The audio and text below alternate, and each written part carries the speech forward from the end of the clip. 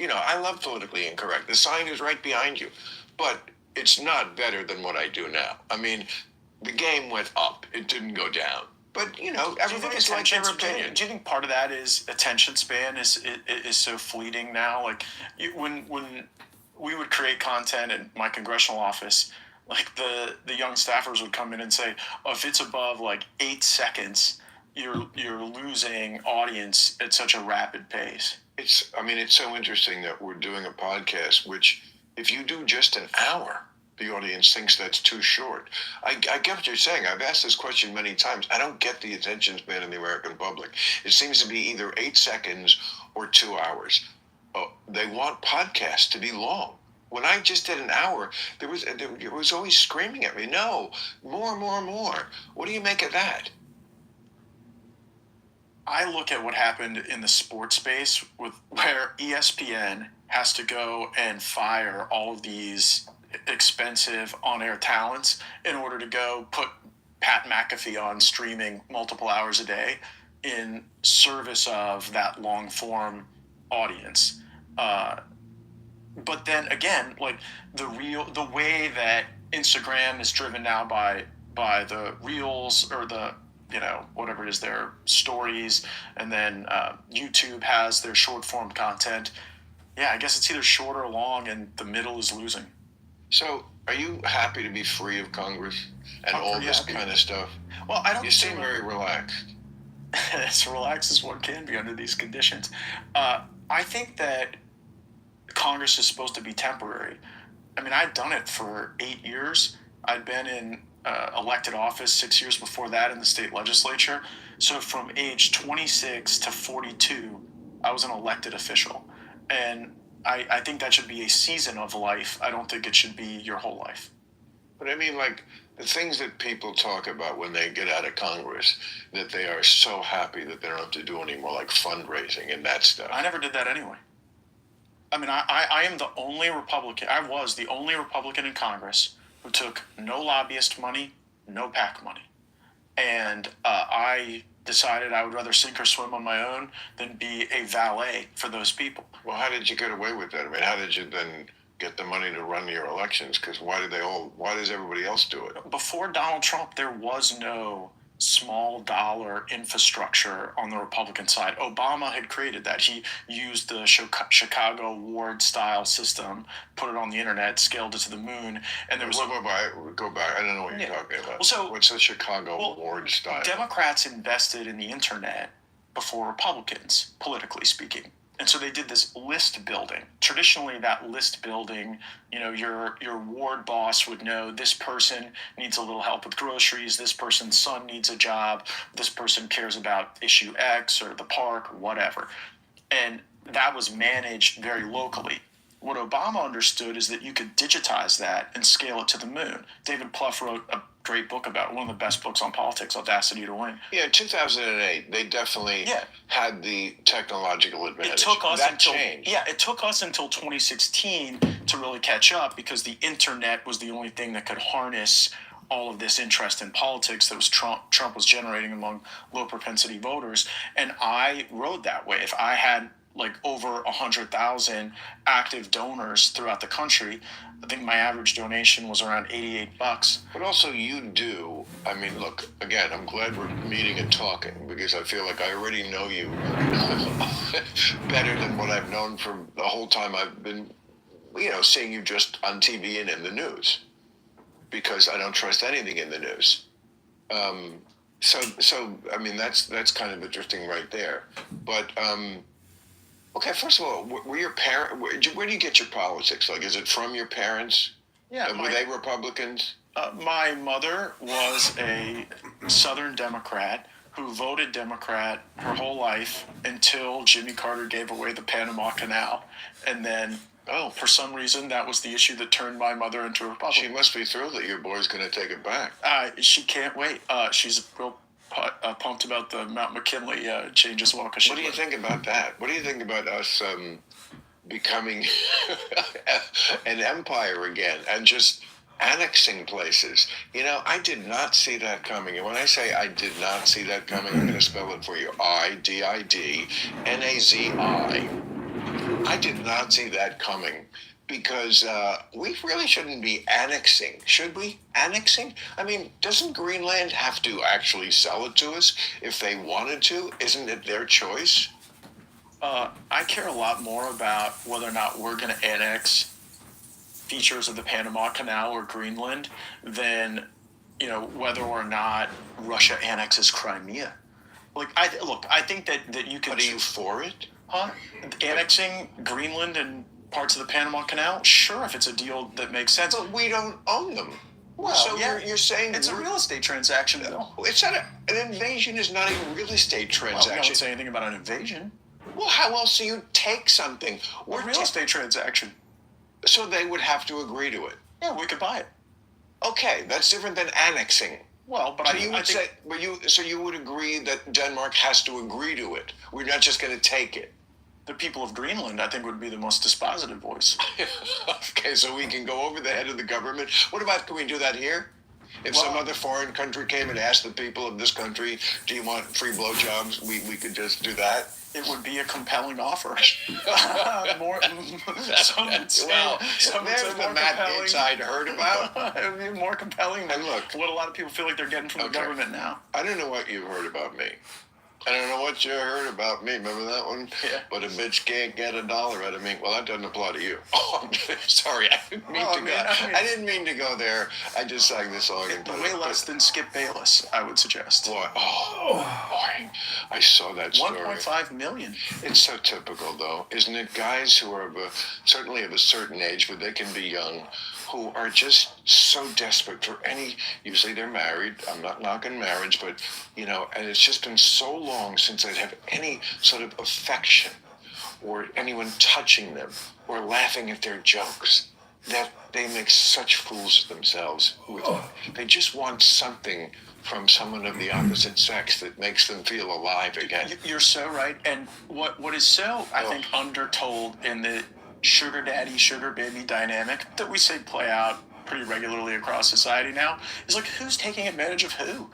Because what you just described, a lot of these guys that fit that archetype, they get in to some young pussy that they hadn't been in before, and they will do anything. They'll give up their family, their house, their money. It is so like, oh wait, are you saying that they're the person utilizing leverage in the power dynamic more than someone who quite literally has them by the balls? Well, when you put it that way, Congressman, former Congressman. Don't demote me. I won't. But, okay, so, I brought my book in. This book you'll love, I think. Maybe not as much as my old one, since that's your pattern. But I want to read you, this is a chapter on this subject that we're talking about. It's very apropos for what you went through. And because it does get into economic issues. And also, I've never done this on this show, but I want to get the quotes right. I have quotes from people. And, I've never brought anything on like this. But I didn't know you were allowed to, bring homework. I never have done it, but you're a little different. I got to get this right. It's for your benefit as much as anybody. And it's not against you. I'm an honest broker more than anything else. Okay, so, and that's why the left hates me too. The far left really hates me, and I welcome their hatred because I just will not carry the water Why do you think of all their insanity or yours. Well, and by the way, no one's asking annexing Greenland or buying it. Buying it is different. See, again, let's just be honest. Come on, we're just guys talking here. Those are two different things. Just look me in the eye and tell me you understand that. There are two different things. Buying something that they agree to sell to us or just taking from another country. That's what Hitler did, and that's Putin. We're not. I know you guys like to be flirting with authoritarianism, but let me ask you that question. You're a married man now, right? Yeah. Okay. So, and your wife is lovely. Thank you. You did well. And, okay, so sometimes in a marriage, the couple, I've heard both sides, but I've heard couples say, yeah, I'm a big flirt, but it's okay because he knows I'll never cross the line. And so that's just okay in the mouth. That's like they've decided that's okay to flirt, or the guy does it. Then I've heard some marriages where it's like, no, that is crossing the line. Okay, I bring this up because you guys are really flirting with authoritarianism. You know what I mean? He admires... We didn't try to throw our political prisoners in jail. We talked about it, but we didn't actually try. Oh, you did try. We never indicted Hillary. We never indicted our enemies. Yeah, because they blocked it. But you absolutely blocked it. The Justice Department. There were actually some people there at the beginning who were a little more fair-minded. I mean, it's not going to be that way in the second term, although that's the job you were up for. I was, and honestly, I was. If you had been there in 2016, would you have indicted Hillary? Only if that's what the facts and the law commanded. I wouldn't have done it as some get back politically, because look, that doesn't end. And what I understand is, if you do that to them and they do that to us, then you don't ever get out of the cycle. And as someone who has held some power, it's a pretty frightening concept that when you get out, the people who take power then can utilize the apparatus of the state to deprive you of your freedom. But of course, you went right to whataboutism. You didn't really answer I reject the premise that we flirt with authoritarianism. Come on, man. Seriously? Using every possible lever to stay in office after he lost the election, plainly. Just always being friends with Putin. He likes him. He likes Viktor Orban. Always like pining to be with Team Strongman and not really that, into our allies. You don't think that's flirting with authoritarianism? And if you flirt with it, he also makes jokes about, maybe after this term, if it's so good, we should have another one, which would be, again, an abrogation of the basic tenet of the Constitution, 2 terms. That's flirting. That's flirting. To even make a joke about it is flirting with authoritarianism. My question, like in a marriage, can you just flirt and not cross the line? Of course. Most don't, but okay. I'm telling you, most guys, if they flirt, what they're doing is they're seeing if the girl flirts back. If she doesn't, I was just flirting. If she does, yeah, I'll fuck her. So you think flirtation only goes as far as your options at that moment? Well put. Yeah, for a man. Well, yeah, it might be different for women, but I think that in Trump's case, he looks at 4 years of a pretty peaceful world. You have to concede that. And when I got elected, the places where I would come in some conflict with Trump would be where he would seek powers of war that I thought were reposed in the Congress. And now, and I had all these Democrats really eager to work with me. No war with Iran. We should stop Trump from having that power. But then, as soon as Biden is cheerleading this war in Ukraine, all the anti-war Democrats became pro-war. There are no anti-war Democrats left. That's an interesting point. It's off the point we're talking about a little bit. If you're talking, you haven't lost all your skills as the Congressman. Come on, man. If you're talking about the use of force to achieve your political goals, I think it's somewhat on topic. It's not like the left doesn't do a version. I mean, they should not have been bitching about Trump is not a legitimate president. He said, no, that was wrong. I agree. It's very different than actually trying to stay in power. We just had January 6th. It went off smoothly, without a hitch. Everyone places. Okay, the rehearsal went great, and now we do it and we go home. That's not what would have happened if you guys had lost, and you know that. Bill, you understand. That is an asymmetry you have to address. Okay, let me address it. You're right. This past week, we had a wonderful January 6th. The last time we had a Republican president elected and Democrats did not object to the electors, do you know when the last time that was? See, this is the kind of bullshit. No, look, it was 1988. It was 1988 the last time they didn't object to Republican. They objected to George W. Bush winning Ohio. Objection is different than calling the Justice Department and pressuring them to do things that even his own Justice Department wouldn't do. It's different than calling the guy in Georgia and saying, find me 11,000 votes. It's different than going to court with all these ridiculous cases that were laughed out of every courtroom. It's different than actually sending fake electors. Don't give me bullshit and we'll be friends. Bullshit me? No, we'll still be friends. But I'll think you're a hack. Instead of someone who could actually have an honest conversation and admit this asymmetry exists.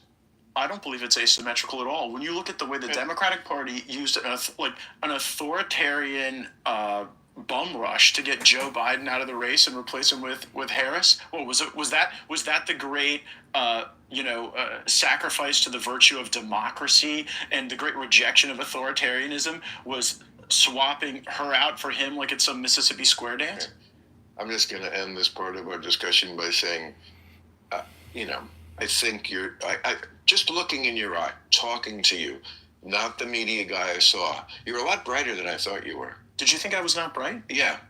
And what gave you that impression? Like everything you've said and done. No, and also because the media is but I just never talked to. I could say, and by the way, this is only a semi-compliment because what I'm saying is, I think you're absolutely bright enough to know what I'm talking about. And I understand why you have to carry the water for the other side because you are, your career is just beginning. Trump loves you.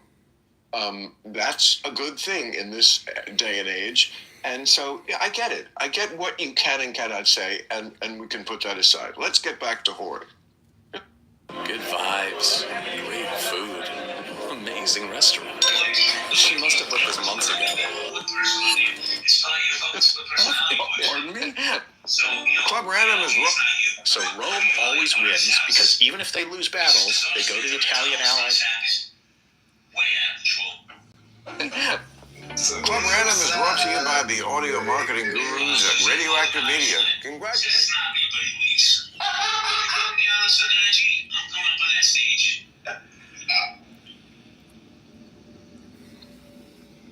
And you're right, we have to stand up for each other. I mean, whether you like the Tesla rooms or not, we've self-policed them. And the handful of times we've had people who went after others unfairly, attacked their children. Freud stays in phones in Clubhouse. Wow. Okay. There's a lot worse times going on right now.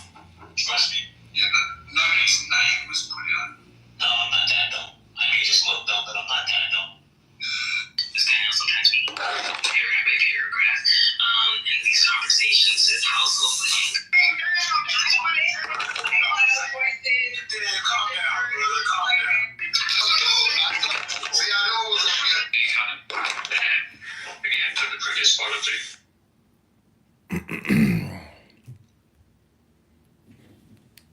media.com or text the word random to 511-511. Random to news. It's not times my alt. It felt ever lose their shop skims. Not me, and I said the second show wasn't so great. right. I'm acting like a wife. You are such a whiny bitch sometimes. I'm usually not. You just hit a nerve. But you're right. I'm acting like a wife who will not let it go. And what about the remote?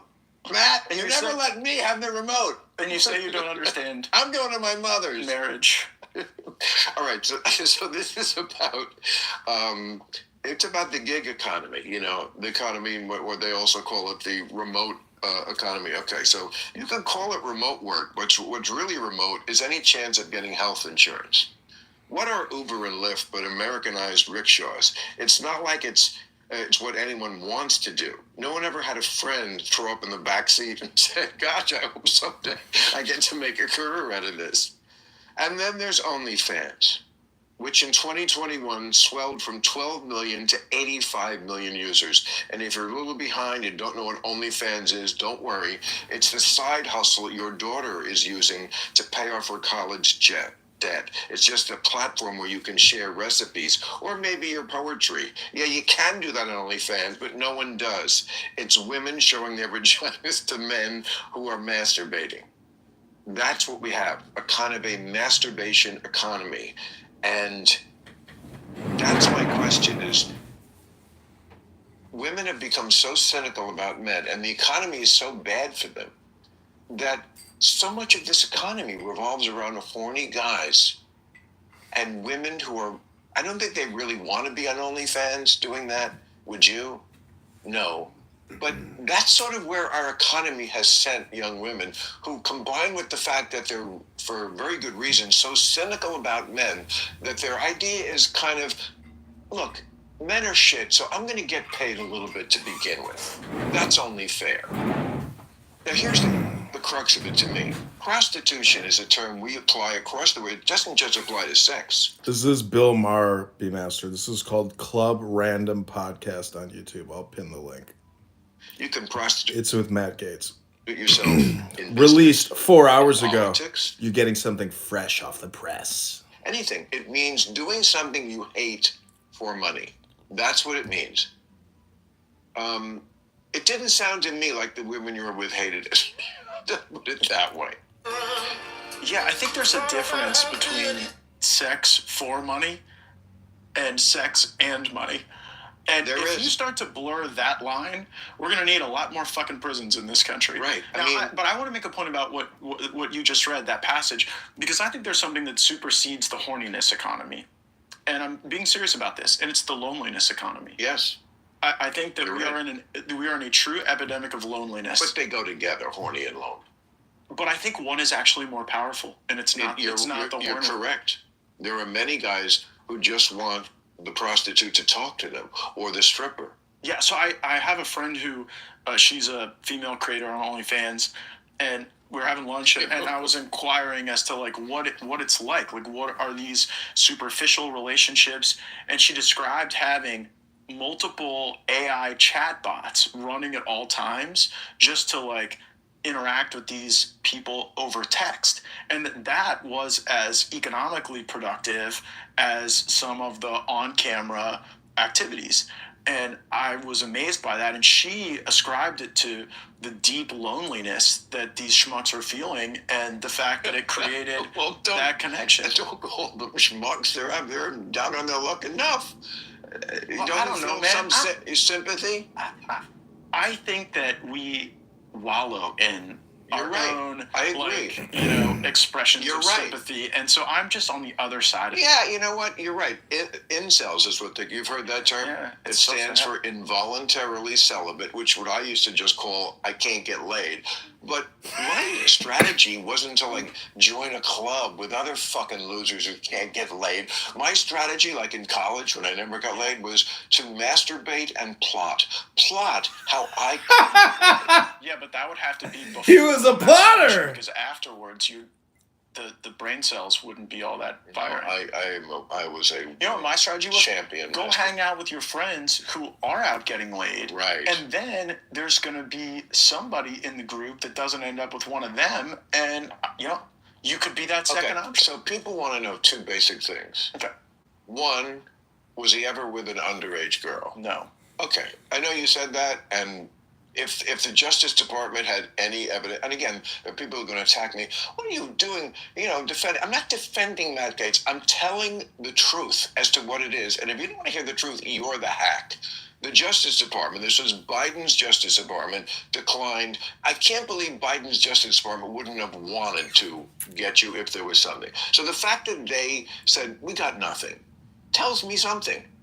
That they had nothing. Now, I don't know what anybody does behind closed doors. There's lots of scandals about lots of people, but I got to go with what. Criminal court. So I put that aside. Okay. Okay. Second thing they want to know is what he was doing considered prostitution. So that's what we're talking about now. And I couldn't agree with you more. Like the Beverly Hills housewife who really hates her husband now, but sticks around and fucks him a few times a year because she doesn't want to give up. No, his Club Random podcast is huge. He's been going hardcore on this thing. I've been watching it.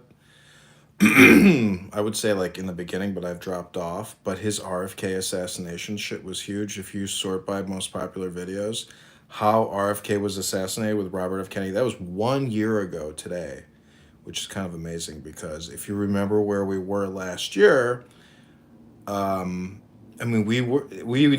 hadn't even begun getting into Trump, and Kennedy was out there lifting the veil on government involvement in the assassination of his uncle. The big house.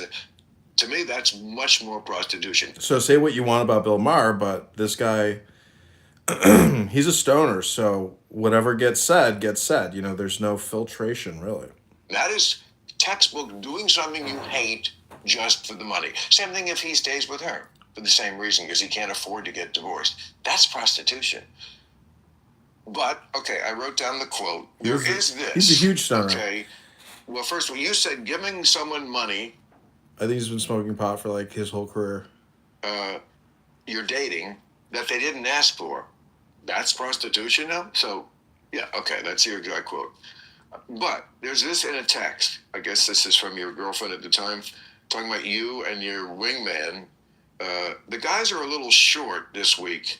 If it can be more of a customer appreciation week, Matt. Now, were there coupons involved? I just have to ask the tough questions. See, this is amazing. Were there coupons? Bill, Okay. this is a text message. So how does he spin it? And you can also analyze body language on this. I mean, this is dealing with some pretty important topics because, anyways.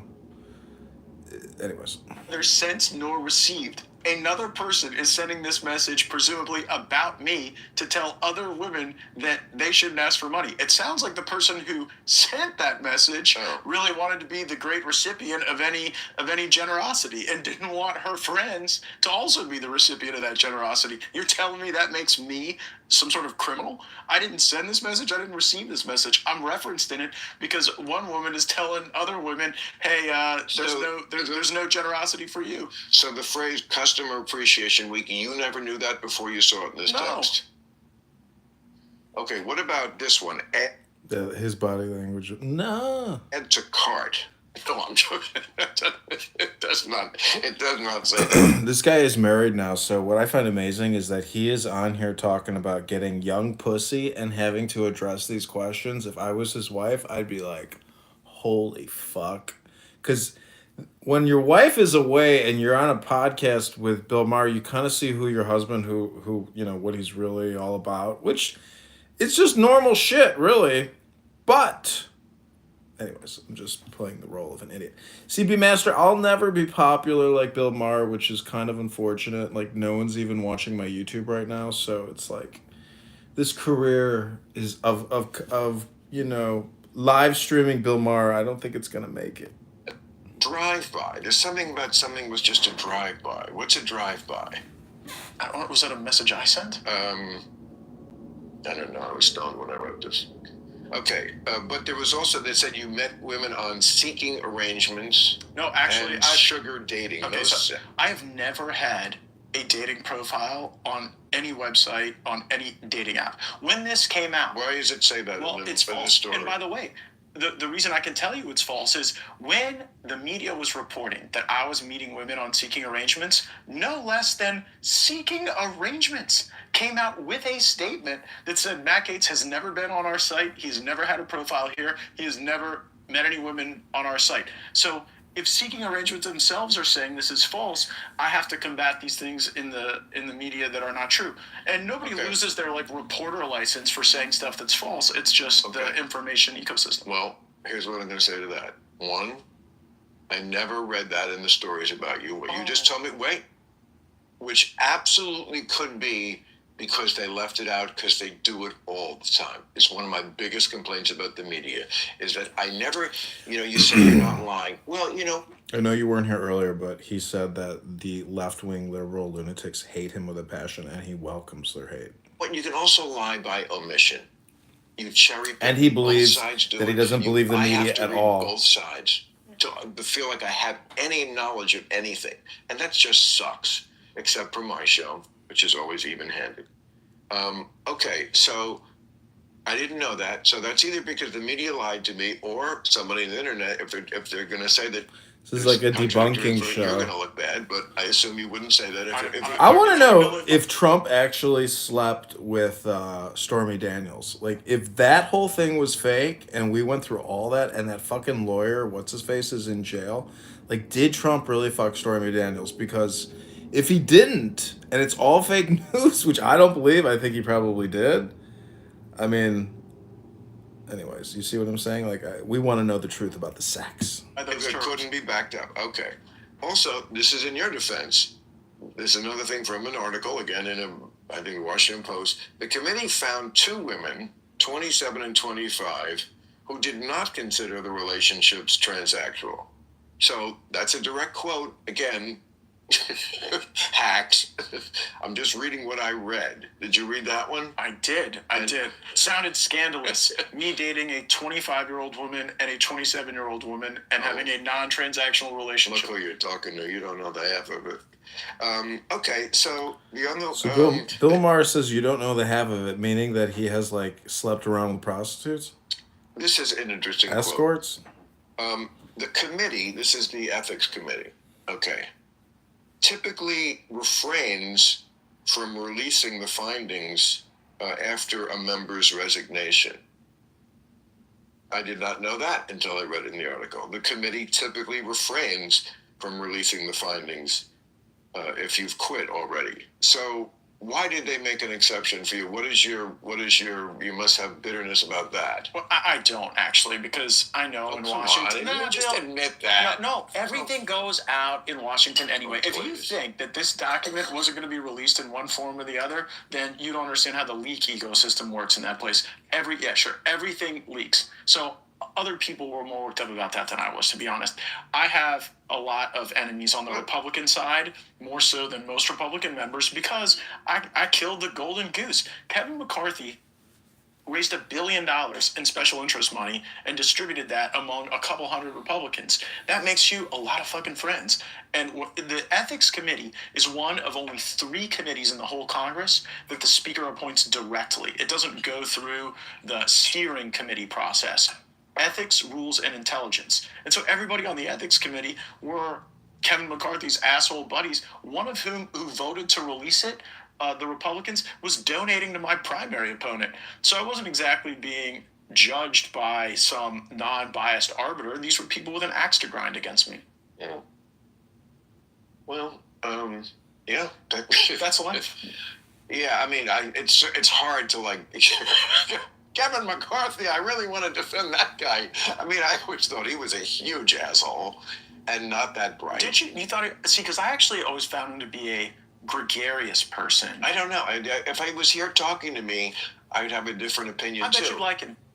Yeah, but I feel like he's much more of a square than you are. Well, that would encompass a lot of people, I think. Hey, you know. But where you get me wrong, man, where I took exception with you, and I was always a huge fan of yours, because when I got to like, you used to always have Joe Scarborough on, and Joe Scarborough Just had him on. was my congressman. Yeah. I was a huge Joe Scarborough fan. We were really close, even when I was like 12, 14 years old. And so I would be able to stay up late at night and watch like content that otherwise would have been deemed too irreverent for me because Joe Scarborough was on. Sure. And then that created a permission structure for me to continue to watch your show because, Joe has been on that show. It can't be too bad for me to watch. No. So he was our guy for a long time. I still like him. I mean, you guys went ape shit when he went to Mar-a-Lago 2 days after you. I think that's great, by the way. Yeah, of course you do, because look, I mean, the criticism was that he was kissing the ring. I think 2 days after the election is a little early. It did give that signal, give it a week, Joe. Okay, but I like Joe.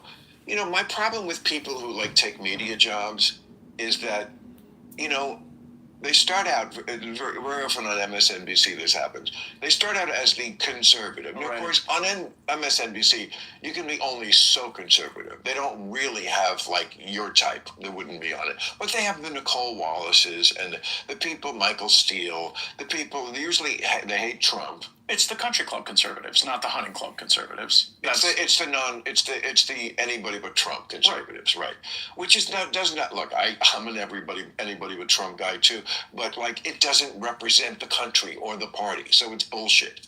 But okay, so they start out as that, but they're also conservative. Nicole Wallace was Bush's Mrs. She was out there, cheerleading the Iraq War. Right, and the longer they're there, and the more time they see MSNBC on the paycheck, the more they become not just anti-Trump, but now they're just totally in league with. And I said, look, I don't want people to become more conservative generally, but when you're looks to me like the paycheck is dictating your politics, I do have a problem with Well, it. they're enslaved by their audience because they see what Everybody is, yeah. what turns off their audience, what turns on their audience, and that becomes the thing that turns them on as well. But like even when we say conservative, liberal, right, left, we are in a time of realignment right now. I think unlike any other time you've been in the media. Who is the pro-war party? Who is the pro-free speech party? Yeah. Who is the pro-free trade party? Who's the stick up their ass party? Right. That's the biggest one in my world. Yeah. Because, you know, the stuff that used to get laughs because it was the moral majority doing it, stick up their ass stuff. Yeah. You know, Pat Robertson, Oh. who's the other, Jerry Falwell. This was your all those thing. purple Teletubbies, you know, are gay. Well, the Clinton thing. And then who became the stick up their ass people? Yeah, the left. The left. Well, and I mean, you're who taught me about oral sex because You're welcome. the Clinton, You're welcome, Mrs. Gates. the whole Clinton Ken Starr report really put your critique of the stick in the mud, stick up your ass, contingent of politics in the forefront. But like right now, there are times I see the political landscape where I have more in common with the populist leftists than I do the centrists in my own party. You know, on matters of like government surveillance. Right. I team up with Ilhan Omar more than I team up with the Republicans on the Intelligence Committee. On war powers, Talking about Elon Omar? Ilhan Omar, yeah. Oh, you said it funny. Well, yeah, you'd be surped how Elon often Omar. Ilhan. I don't like her.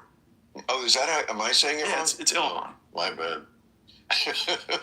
I'm sorry. I'm sorry to the prophet. Peace and blessings upon him. I meant no disrespect.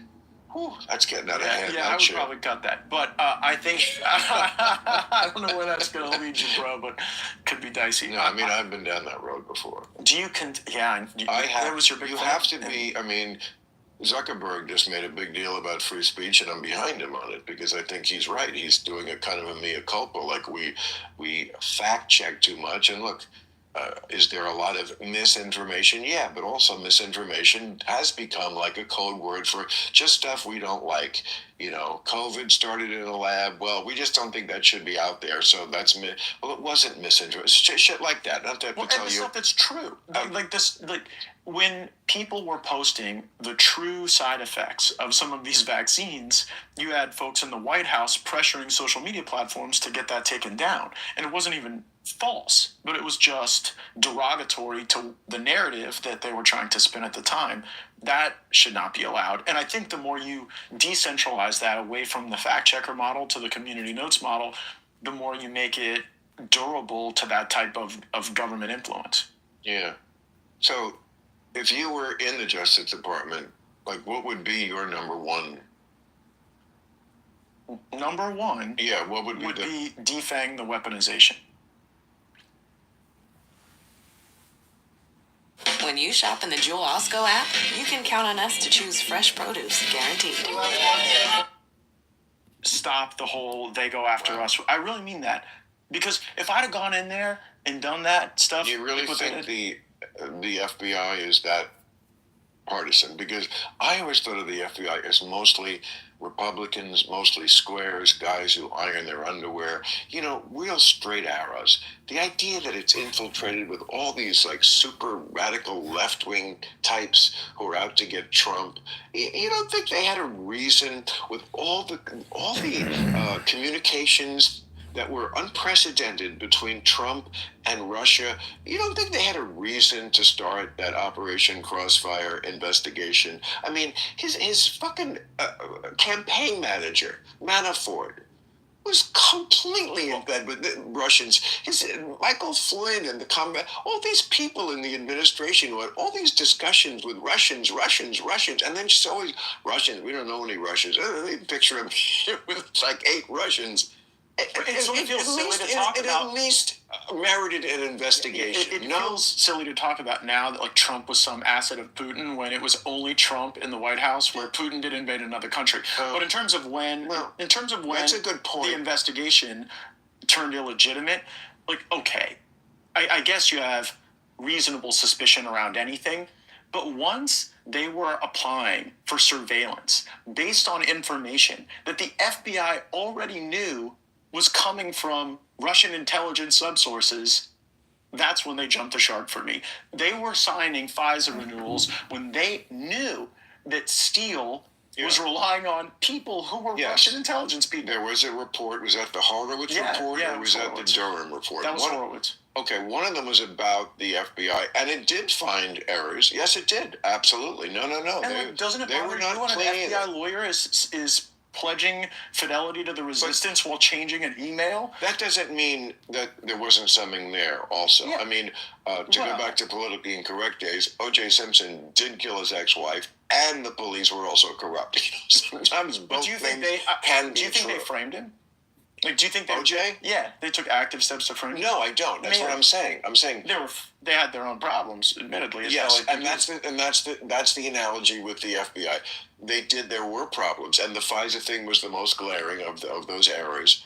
But also he was having contacts. Just to say publicly, Russia, if you're listening, I mean, nobody ever did that. George Stephanopoulos said, if a foreign power sent you intel, I think you should look at it. No, you shouldn't. You should go to the FBI and say, a country who is not called America is trying to influence our elections. That's what you do. You go to the FBI. You don't look at it. You know what? That would be nice. But, Bill, as everything else in our world has become globalized, trade, information, our elections have become globalized too. And the notion that the way we're going to be resilient to that is tattling to the FBI every time, it may work, but when I see the way these global corporations that rely on sovereign wealth funds of other countries are pouring cash into super funds, for Democrats and Republicans, it's like, but Don Jr. met with some lady in Trump Tower. There's such a foreign influence factor in our elections now. It's such a high level.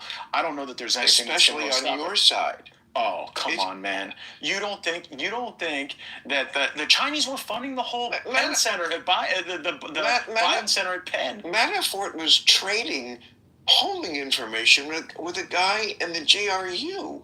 The Democrats didn't do that. Paul Manafort, despite a lofty title, was a very big player in what was going on with Trump. You know why I know that? How do you know that? Because he had one specific task. We were dealing with a faithless electors problem at the Republican convention, where we would win a state, and then Ted Cruz was effective at using the party apparatus to substitute his delegates for Trump's delegates. And it wasn't like we'd had a recent convention fight. And one of the only guys around from the 80s that ever planned for a convention fight was Paul Manafort. So he demands this lofty title, then he works the convention problem, and at the same time is trying to showcase to the oligarchs on whatever side, in Russia, Ukraine, that he was this made guy in Trump world.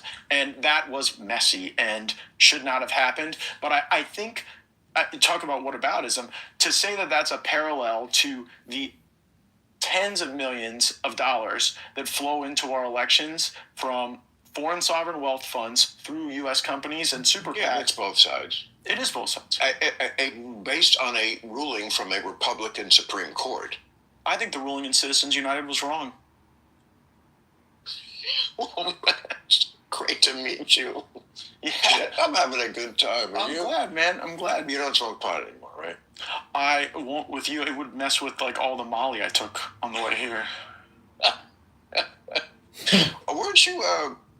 Weren't you one of the most forthright ones to want to put forward legalization for pot laws? I'm very pro marijuana reform. I wrote Florida's first, second, and third marijuana laws. It's just failed there.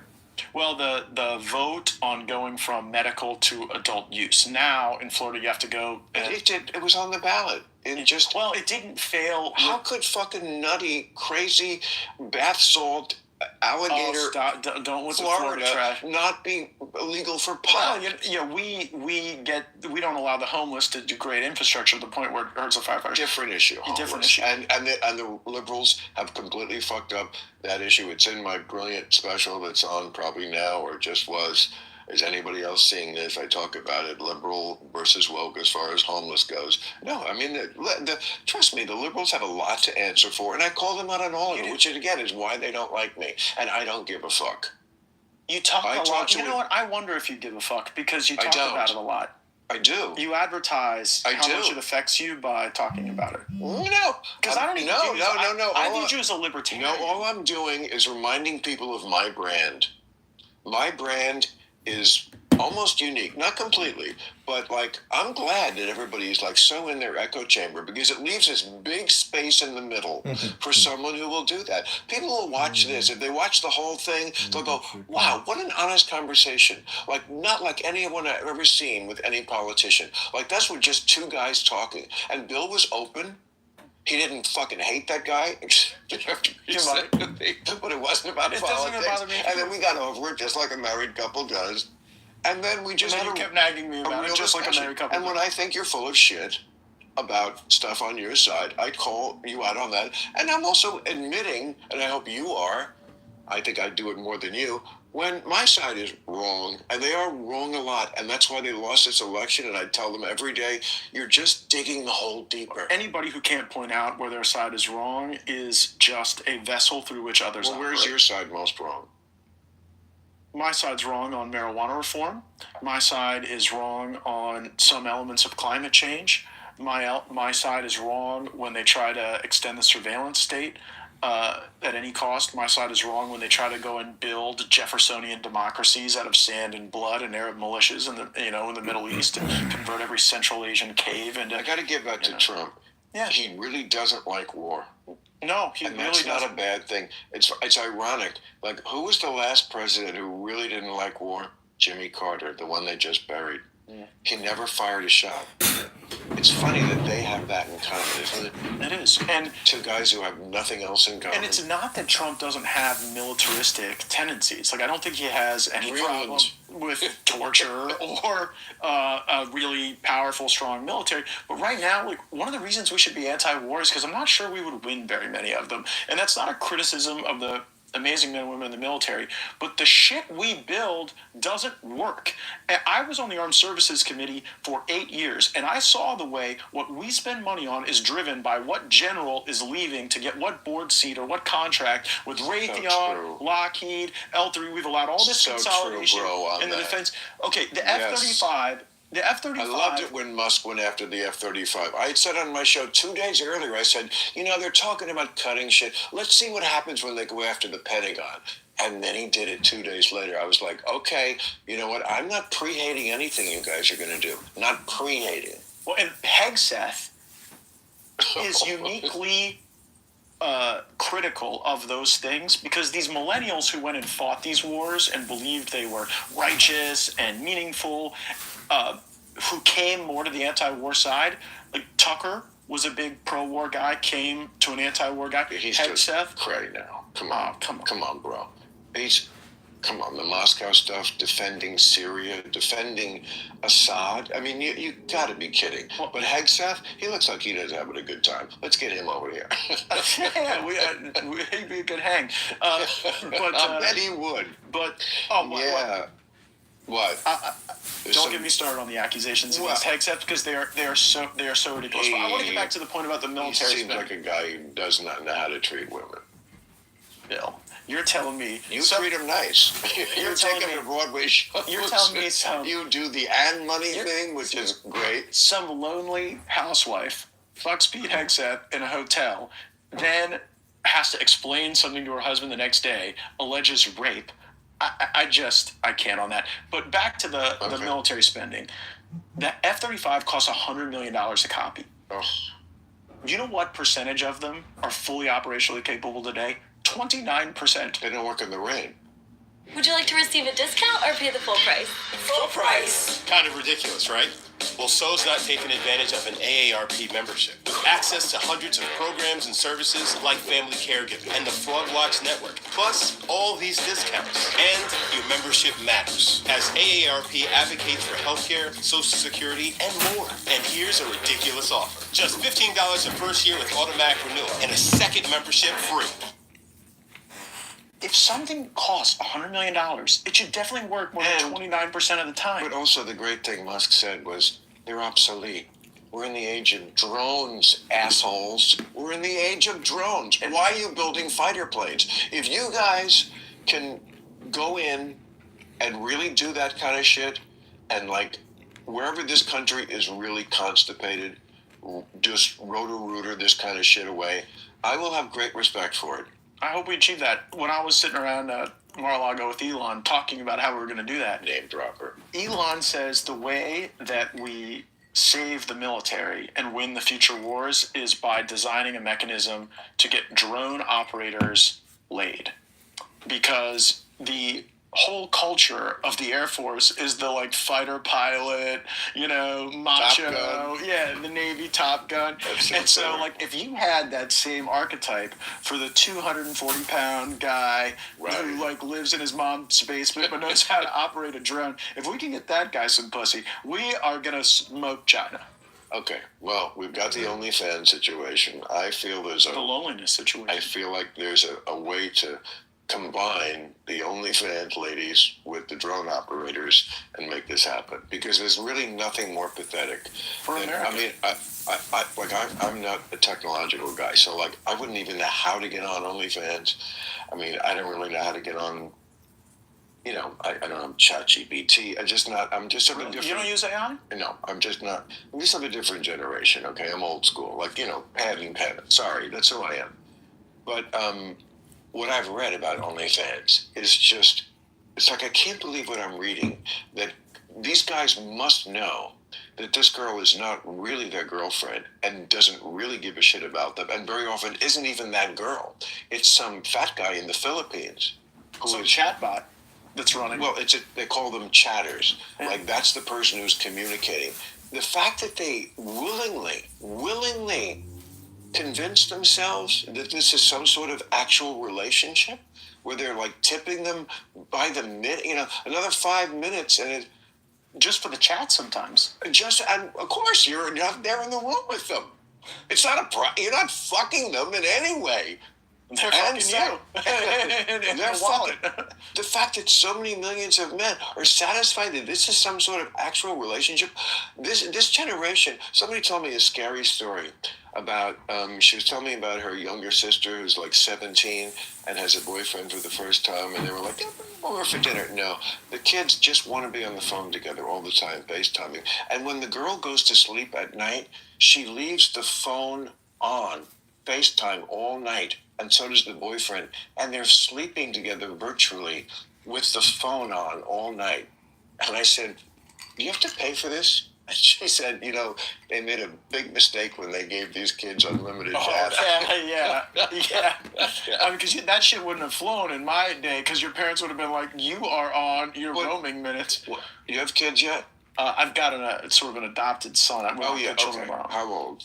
Right now, he's 20. Okay, so he's a little 23 years old. A little past this. Yeah. But what do you make of a generation that is doing that can't even turn off the phone when they go to sleep? I think it's worse than that. I've been reading the literature on the people who get the AI boyfriend or girlfriend that they know is AI, that they know is not an actual human. And they did these studies, and when you allow the person to interact with that bot, and then you cut off the bot, they have sincere feelings of remorse over a breakup with a being that never existed. It's like Manti Te'o. I mean, shit. It's not that different than OnlyFans, where the girl isn't really there. But you're right. That's a great point. Actually, it is one small level past. Right, but it's basically. Are we getting that though?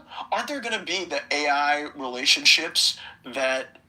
I don't know. Define human romance? I'm so glad I'm in the generation I'm in. Really, even being almost 69 years old, which obviously has its bad parts, like you're not going to be around this long, I still would not trade it. I mean, I wouldn't want to be what these kids are going through. I mean, and their sort of virtual existence. When my generation, you met people. Are you Gen X or you millennial? I'm like the first millennial. I'm not Zennial. You typically met people at bars. But this generation doesn't really drink that much. Even when they're at bars, they're on their phone. Yes. You couldn't spend that much time on your phone because you were having to hit, the button 3 times to get to the right letter to send a message. But where did your generation, where did you typically go to meet a romantic partner? What was that typical hunting experience for you? Okay. Well, I was just so bereft of knowledge. I would love it if it was here. I was a late bloomer. It's really good I never got married because, I needed time to catch up to what a loser I was when I had one girlfriend in high school, and when she dumped me, it was like the worst thing that still in my life ever happened. I was like a wreck for a year. And then, so. What'd she break up with you over? Was it another guy? No, I was just being a dick. I was just being complacent. You know what it was? I got bored. Like we all will do to a certain degree at all times, and it's just how you handle it. And I handled it because it was the first time like a dick. Then I went to Cornell, which it was like the worst possible atmosphere to ever try to get laid. It was like the Ivy Leagues had just started even admitting girls, so it's like a 5-to-1 ratio, and I didn't know how to get laid. So it was just. It's not like the Cornell atmosphere had a whole lot else going on in the town. Cornell's a shit place to go to school anyway. You get a great education, but it's cold and competitive. It's just a bad vibe up there. It really is. I never went back. So that was terrible. And then when I finally got out, then I went and moved to New York City, and being poor and a pot dealer trying to be a comedian, also not a great formula to get laid in New York. Or being a drug dealer wasn't a good formula to get laid. Not pot, or I was selling small amounts to guys at the club and the band. But when I came out here at 27, it was like, I always say, this town sucked my cock on the first date. I just loved it from the beginning. And I got along better with the girls, and I had a little game, and then you would go to bars. That's what it was. And I was still such a loser. I remember I had a friend who I didn't really like that much, but he was good at talking to girls. That's really one of the key signs of a loser. You got to have a guy, a wingman. Oh, I was going to mention this guy, Joel Greenberg. I'm very curious. He comes up in the articles. And I saw Megyn Kelly talking about him. Again, I had not heard this because, again, you only get one half of the story. First of all, what was your relationship with him? He sounds like you guys are asshole buddies. It was someone I deeply regret having spent any time with, but he was in politics in Central Florida. He became a social acquaintance of mine, and, he had a vision on crypto, and he had a vision on all these different things. He was the tax collector.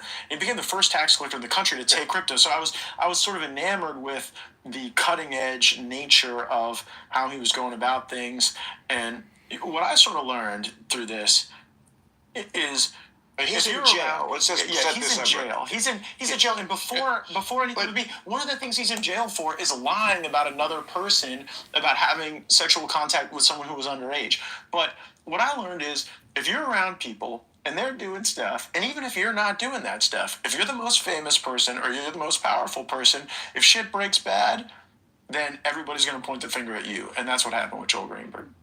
By the way, if the way I go down is drinking with Bill Maher at Club Random, I'm comfortable with that. Ginger, if you can hear this, you should go. Well, you just made up for that gaffe at the beginning. That's a very sweet thing to say. I appreciate it. No, you're one of these not boomer. You're Gen X, X, right? Boomer. You're a boomer. Gen X. Oh, thank you. That is so kind of you. No, I'm totally. There's a whole echelon of you guys who became cult heroes to my generation. It was like you, Lewis Black, Norm Macdonald, rest his soul, one of the funniest people to ever live. Yeah. It was the calling out of the mores of the time that developed a really sincere following. Yeah. No, I love it when I have fans in every generation, but especially as it gets younger, because is it your liberal fans are older and your conservative fans are younger would be my guess. Yeah, probably. I never looked into it that much, but that's probably what it is. But I also, I hear a lot about, the guys on the golf course love you. because again, I never have been afraid to like speak truth about what's going on the left. And what's going on the left, I get it. I do not like Trump, but I never hate anybody who votes for him. I totally get it. I get why people go, Would you agree that the two greatest politicians? Well, Clinton might have fit in there, but Obama and Trump. Absolutely. Right, and I do as believe, a politician, yeah, he's non-pariah. But so was Hitler. As a politician, I'm not saying he's Hitler. He's not. Well, you're also not saying Obama's Hitler. You're making a point. Exactly. Yeah. But Trump, let me just be clear, because this is the thing that people do. This is where I'm getting pissed off, because everybody's incident of single-set parenthood is different.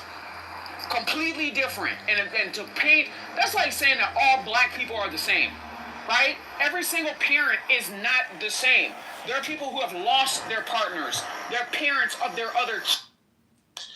There is kind of this strange mix of, is the country, ambling toward a particular candidate? Is the mood right?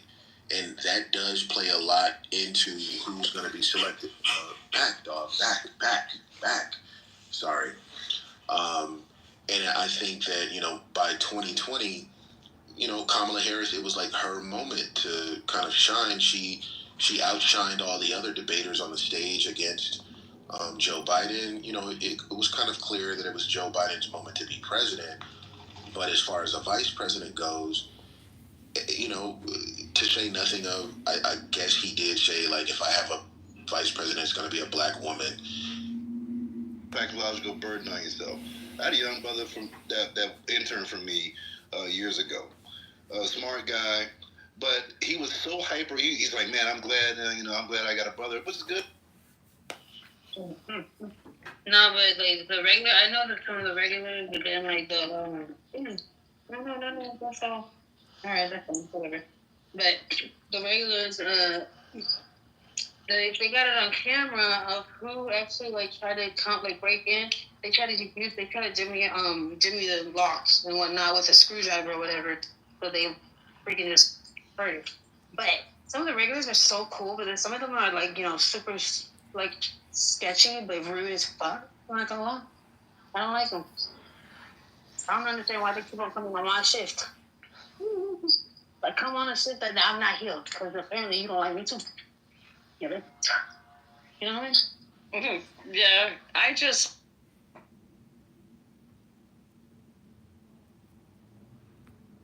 The example that we. What a language model is. Wait, hold on, buddy. The language models are not artificially intelligent. Language models have nothing to do with AGI. You sound no model is, but the way it's processed is. Language models the inference is where the intelligence comes in, big guy. No, it's not the training. It's inference from human training of communication and language observation. That's what a language model does. Dude. AGI has nothing to do with channel, a blog about that someone on a blog said you can groom adults. What? Okay, so I'm guilty. I was grooming young black men to get education. What's going on? Blue Melanin needs to finish college and stop smoking so much weed and being an idiot on purpose when he doesn't need to be an idiot. He's not following Shake.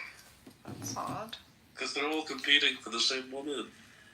True. And why is this weird people fucking hold on. It's so sad. That's what's happening. What did he do? What lives in Tel Aviv? He's I don't share his surname. No, but the other one I do. Okay, so the other one has the same name as you. The surname as my mom. Yes. And isn't willing to open his ears and listen, and especially accept the possibility of being wrong. That's very feminine. You don't think that black women are out of order today? No, I don't. Not as much as anybody else. I don't single out black women. Black Elon's here. Fuck yeah. You black now. Before the civil rights era. You black now, bro. What? What Why aren't black women marrying at higher rates than today? Look at the black men they have to choose from. Look at that handsome black Elon. I voted for Donald Trump. I'm just trying Well, men, we had a different type of man back then as well. Shy, let me, wait, hold on. No, stop. Okay, stop, because nobody's gonna sit here and tell me I don't know my history. We definitely Huh? can have Hold on, Shy, No, can you hear me? I don't think so. Can you hear me? They noticed the Okay. cut yet. Do you know about English common law? Okay, and the body of liberties in the Massachusetts The Bill body of Colony in liberties. 1641, which Jesus, included provisions 1641. about inheritance and the rights of illegitimate children. Good one, Adams. What about it? Good one. This nigga said, "What about?" Good one, Adams. I'm saying. Is this theatrical? Is he reading from a This script? became a juridical issue with the Democratic Party. Was the Democratic Party around in 1641? He's got it. invite Aaliyah the tranny. You say He's got a Trump is point. not Hitler. Hitler fought the Russians.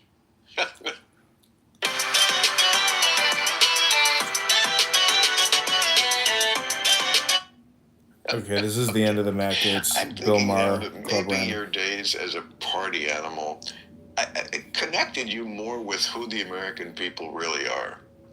Is that a fair statement? Look, I because was never everyone on this stage, including myself, has political policy issues in our minds in which emotions are more of a determining factor than what the actual policy is.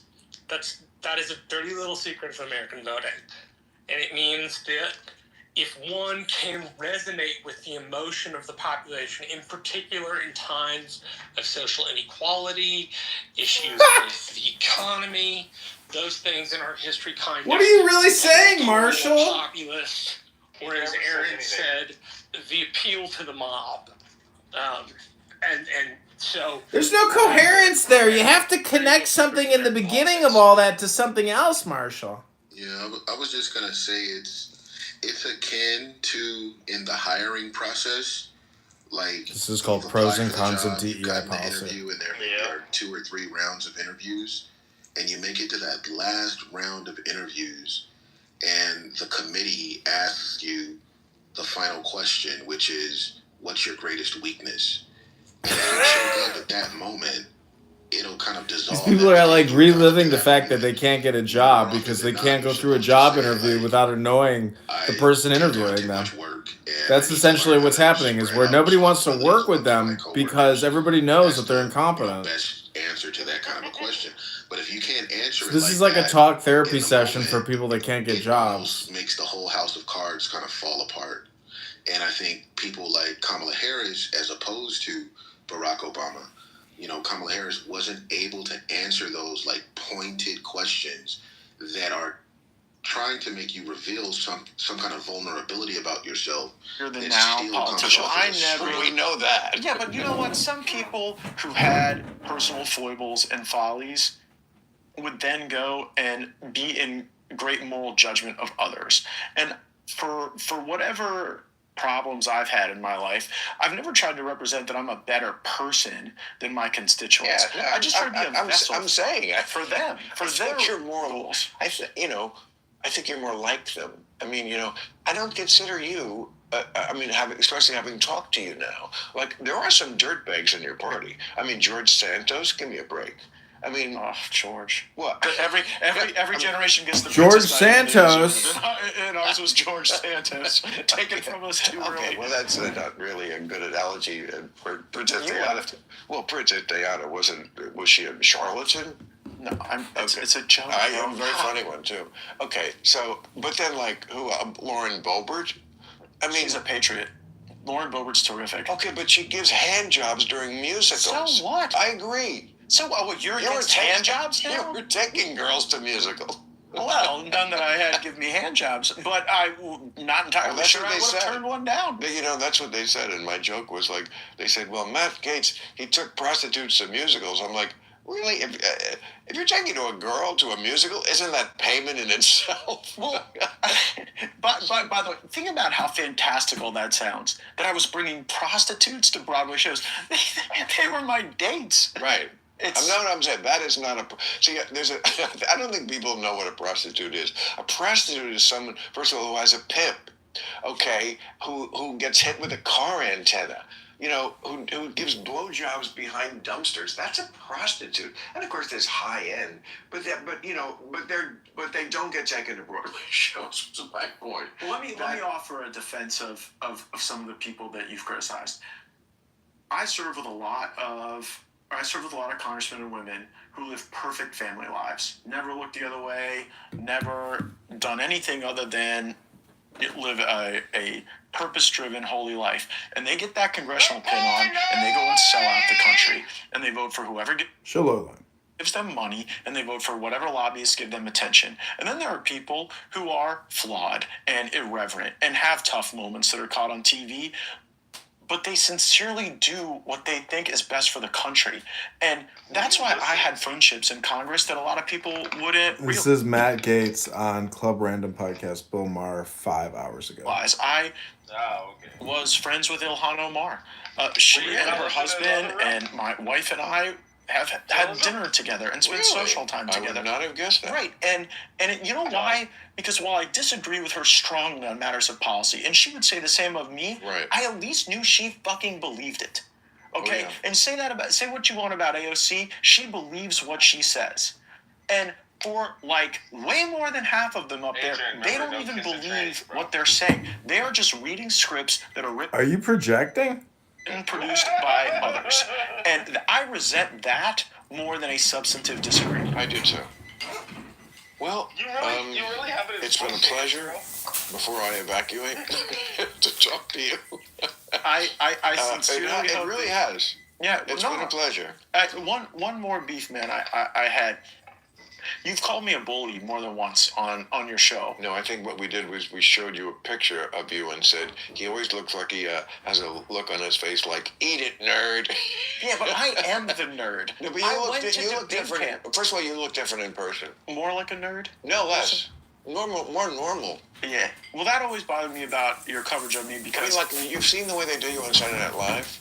I know. That's what they think you look like. That's not what you look like to me right now, looking at you in person. Maybe it is on TV, or people just present differently on TV sometimes. I'm a weird looking guy. But you're not. Oh, that's the thing. You're not. But I was expecting one. Really. The Molly must be kicking in right now. All right. Well, thank you for coming here. I appreciate it.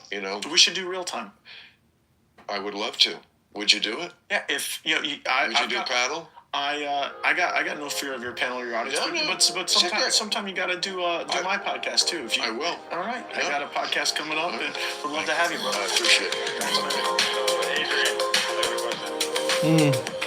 how do you feel about Trump's appointments? What? How do you feel about Trump's appointment so far? I don't know. Everything looks good to me. If I see a liberal's head explode, then I think it's a good appointment. Yeah, I agree. Yeah, I mean, we need fucking independents or like people who aren't part of a succession of fucking, being pieces of shit. Like that fucking piece of shit. There's so many pieces of shit out there.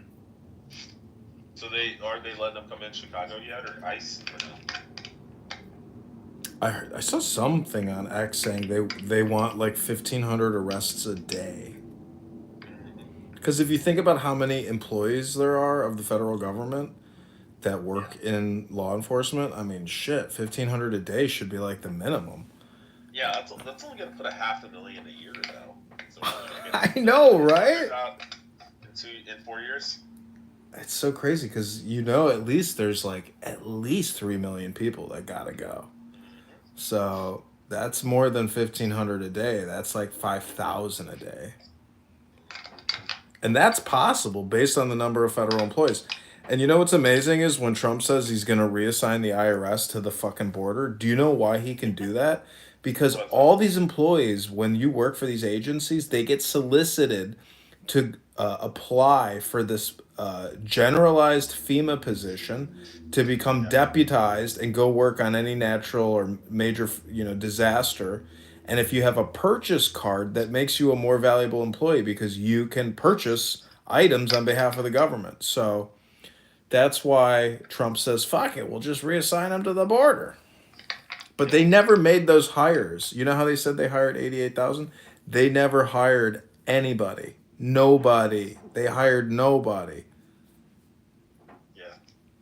They hired some people, but they didn't hire more what's called CI, criminal investigators. They're the ones who carry the guns. Like armed enforcers. Yeah. Yeah. Tax officers, revenue officers do not carry firearms. And, you know, I've worked for Treasury for the past 5 years, so I have some experience, but a lot of Dude, people I'm just all don't. excited, man. I've been talking to, IO, the one that's a biomolecular engineer Mhm. up at it's a university in Ontario that starts with a W. It's a big prestigious one. The fuck's it called? But he works up there, and he works at biomolecular engineering. And I was asking him yesterday. I was like, "Hey, man," I was like, "So I'm 39 years old, and I really don't want to go back into petroleum, but I want to get into like artificial intelligence and like IT or something like that. And what would be like the best process to get in to artificial intelligence?" And he would start walking me through it, and he's like, "Well, how much are you looking to make?" And I was like, "Well, I'm like, I'd be okay with like 50, 60 as long as I could be home with my kids and shit." He's like, "Well, that might be a little unrealistic." He's like, the most you're really gonna make after a couple of years is like 30,000 a month if you become, open your own business and become like work alongside with the companies and stuff like that to root out like issues within ChatGPT." And I was like, no, I meant like 50, 60 grand a year. And he started laughing. He's like, "Yeah," he's like, "You could definitely make that." So he told me some prompts and shit to put into ChatGPT, and I've been looking at some certifications. What are some good prompts? Okay, you put in ChatGPT and you ask them, "Hey, ChatGPT, if I want to get into artificial intelligence and IT and stuff like that, can you create a quiz for me?" And he gives you like 20 questions or something. And he's like, do you have good like attention, or do you get distracted easy? Do you have any experience in this, or are you a novice? And what initially it just comes up with the 20 questions, but then I was trying to figure out how to copy it, and, like write all the shit back in and paste it in. But I was like, "Hey," I was like, "can you just ask each individual question to me so we can go through the quiz?" And he did that, and then he started walking through all the different shit you can do. It's only like 2 to 4 weeks worth of study, and it's $100. And the job starts out at between 45 to 70,000 a year, and then after like 6 months, you can get another cert that goes 85 to 120. So.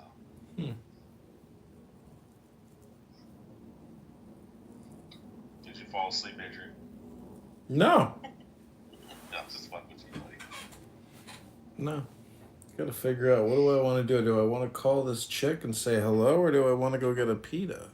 Or should I call her on my way to get my pita? That's an even better idea. See, I'm all about killing two birds with one stone. With one philosophical stone. That's right. One metaphorical Two stone. birds, one stone.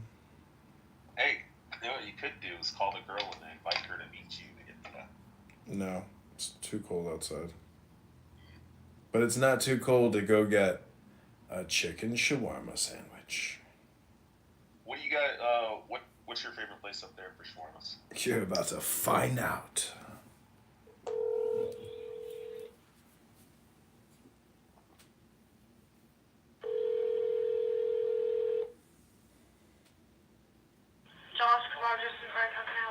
Hi, can I place an order for pickup?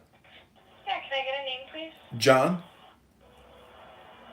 What can I get for you? Can I get 2 chicken shawarma pitas? Okay, anything else? Can I get 5 falafel? Yep. Okay, that's it. That would be all? Yep. Okay.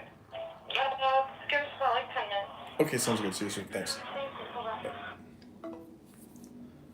She's a cutie pie. 10 minutes to go, and we're gonna shawarma make it. 5 falafel to go, shawarma's gonna make it. Yeah! No, I was saying, do you guys have halal brothers up there like they do in New York or no? Oh, yeah. Those are so fucking good. They got him down in Houston. Okay, listen to this. List. And the Democrats... Gildas is still talking? Right now, they're not ready to jump off the... Okay, let's see what Adams is saying. Focus on the individual goals and the prosperity of our indigenous people and focus on that, okay? Everybody else, when it's convenient, seems to give a fuck about black issues when black people in America and worldwide have the biggest mic. It's a public room called Trump gonna put black people back into slavery. Okay, that is not a black American. I'm going to go in there and invite Aaliyah in. Have you ever met Aaliyah? But yeah, Adams, I would say for black people in this country, majority of them tend to, from what I've noticed, lean conservative. I'm not really surprised about that. It's more so actually going conservative. Send me a link to that. I can't. I won't let you copy it. No. Different phone. Bring your burner in here. Okay, this message is to Jason Calacanis. I apologize for getting loud, y'all. I'm just very, passionate about this topic. I believe that there has been an identity theft that has been perpetuated against Black America, and people are misspoken for, and other people speaking out of turn in an identity and in a struggle and a history that does not belong to them. He looks like Harry from Harry and the Hendersons. Issue is. So I'm not trying to disrespect anybody from their, ethnic heritage or their country of origin. That's not what this is about. I'm asking people to stop telling me how the hell I should, what color I should be painting the walls in my fucking living room. Light baby blue, baby boy. Obviously. Light baby blue. Light baby blue. Everybody goes with light baby blue.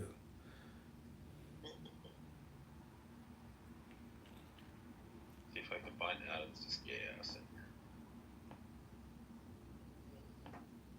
No, there's this tranny. It's like 6 foot tall black dude named Aaliyah.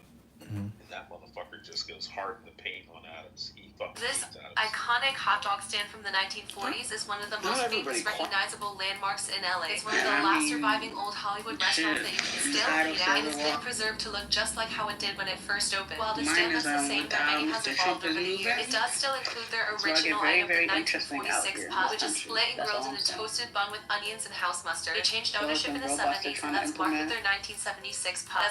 Please don't scroll. I'm just trying to become a big...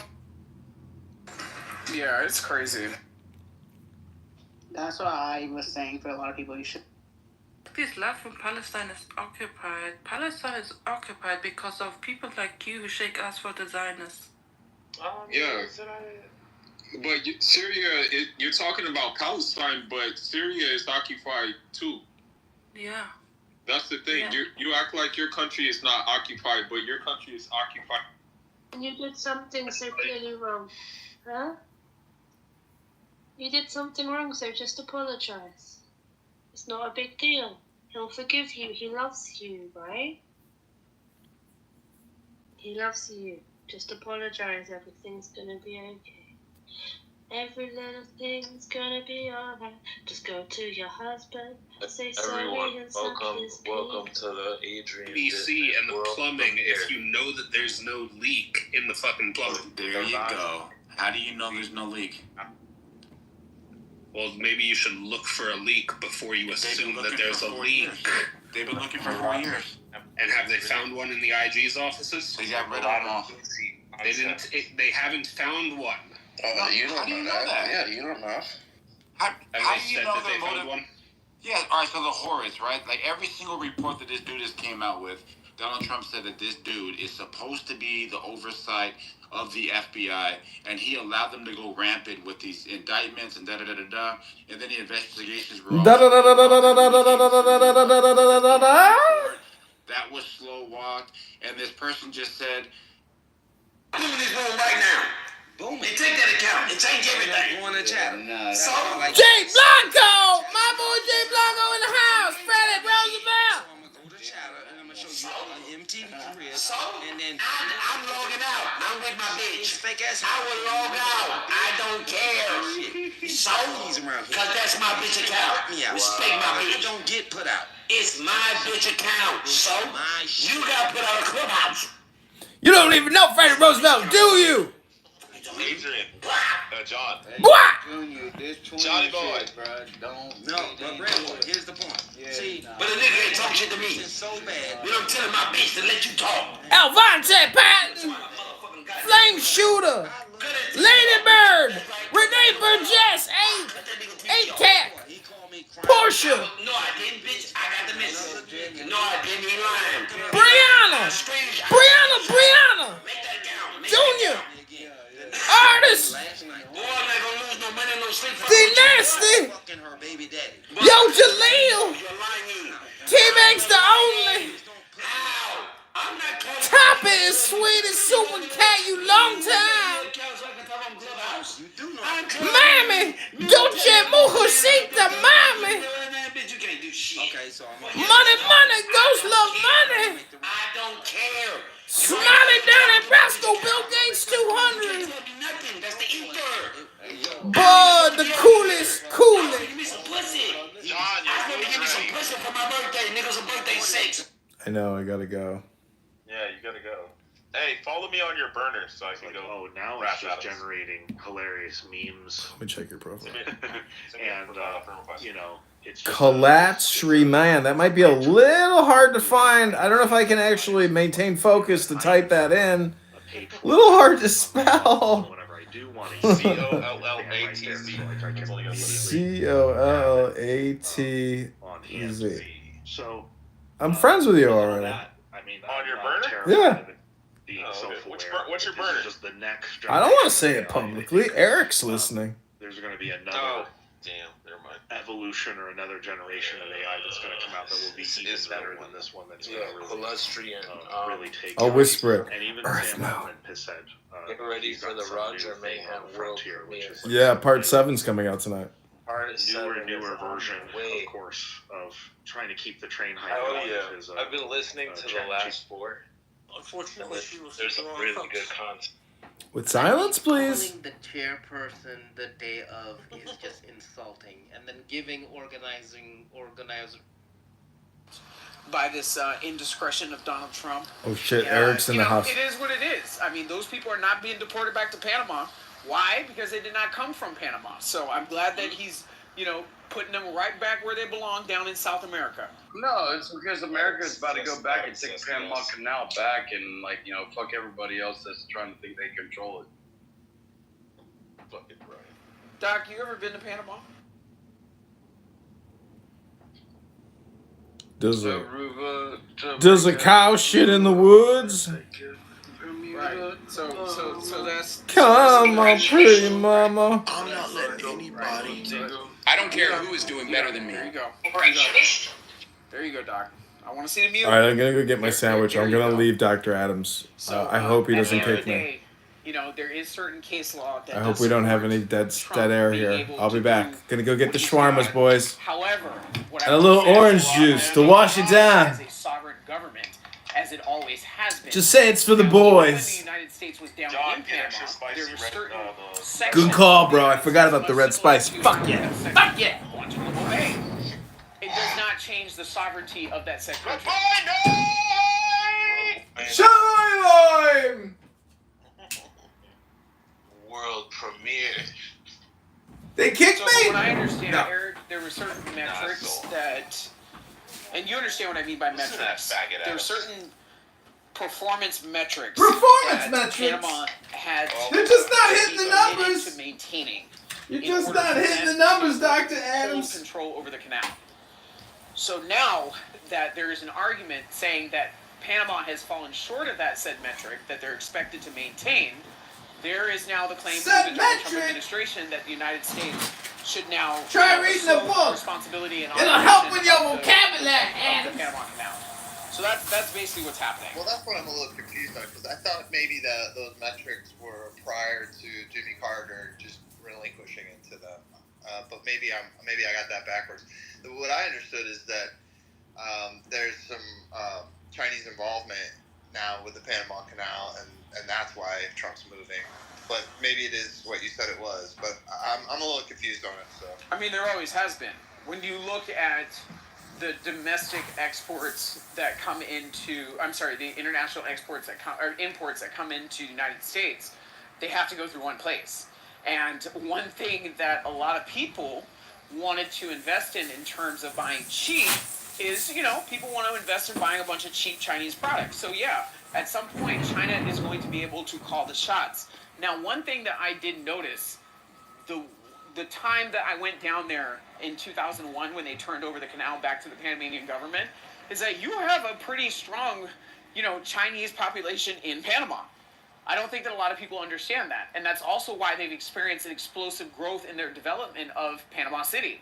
So yes, there has always been Chinese influence in Panama. That's always been very strategic. And the only reason why Panama has been able to entertain said relationships with China is because they are a sovereign country. Does that make sense? Yeah, but they violated the agreement of us building the fucking Panama Canal to begin with. What are you referring to? Elon Musk is the meme lord. And it's Meme king. He is our king of meme. On a contractual land lease basis. So contractual land lease basis. This man's a real estate expert. He creates real estate law as he goes along. Starting in 2001. They have not maintained those metrics. Now, a lot of people can argue. They didn't maintain the metrics. Null and void. Well, it's not null and void. It's subject to revisitation, if that makes sense. Like revisiting the issue at hand. If you don't honor your side of an agreement, it's null and void. Hold Hey, on. you bitch ass is stupid, dude. If you fucking. Okay, so this is not drunk belligerent doc hour. We're not gonna. Oh my God! I know exactly where he's at. I know where he's at. Conversation. If he wants to shoot off his gun and rub his freaking the going on the hunt. He's here. He's here.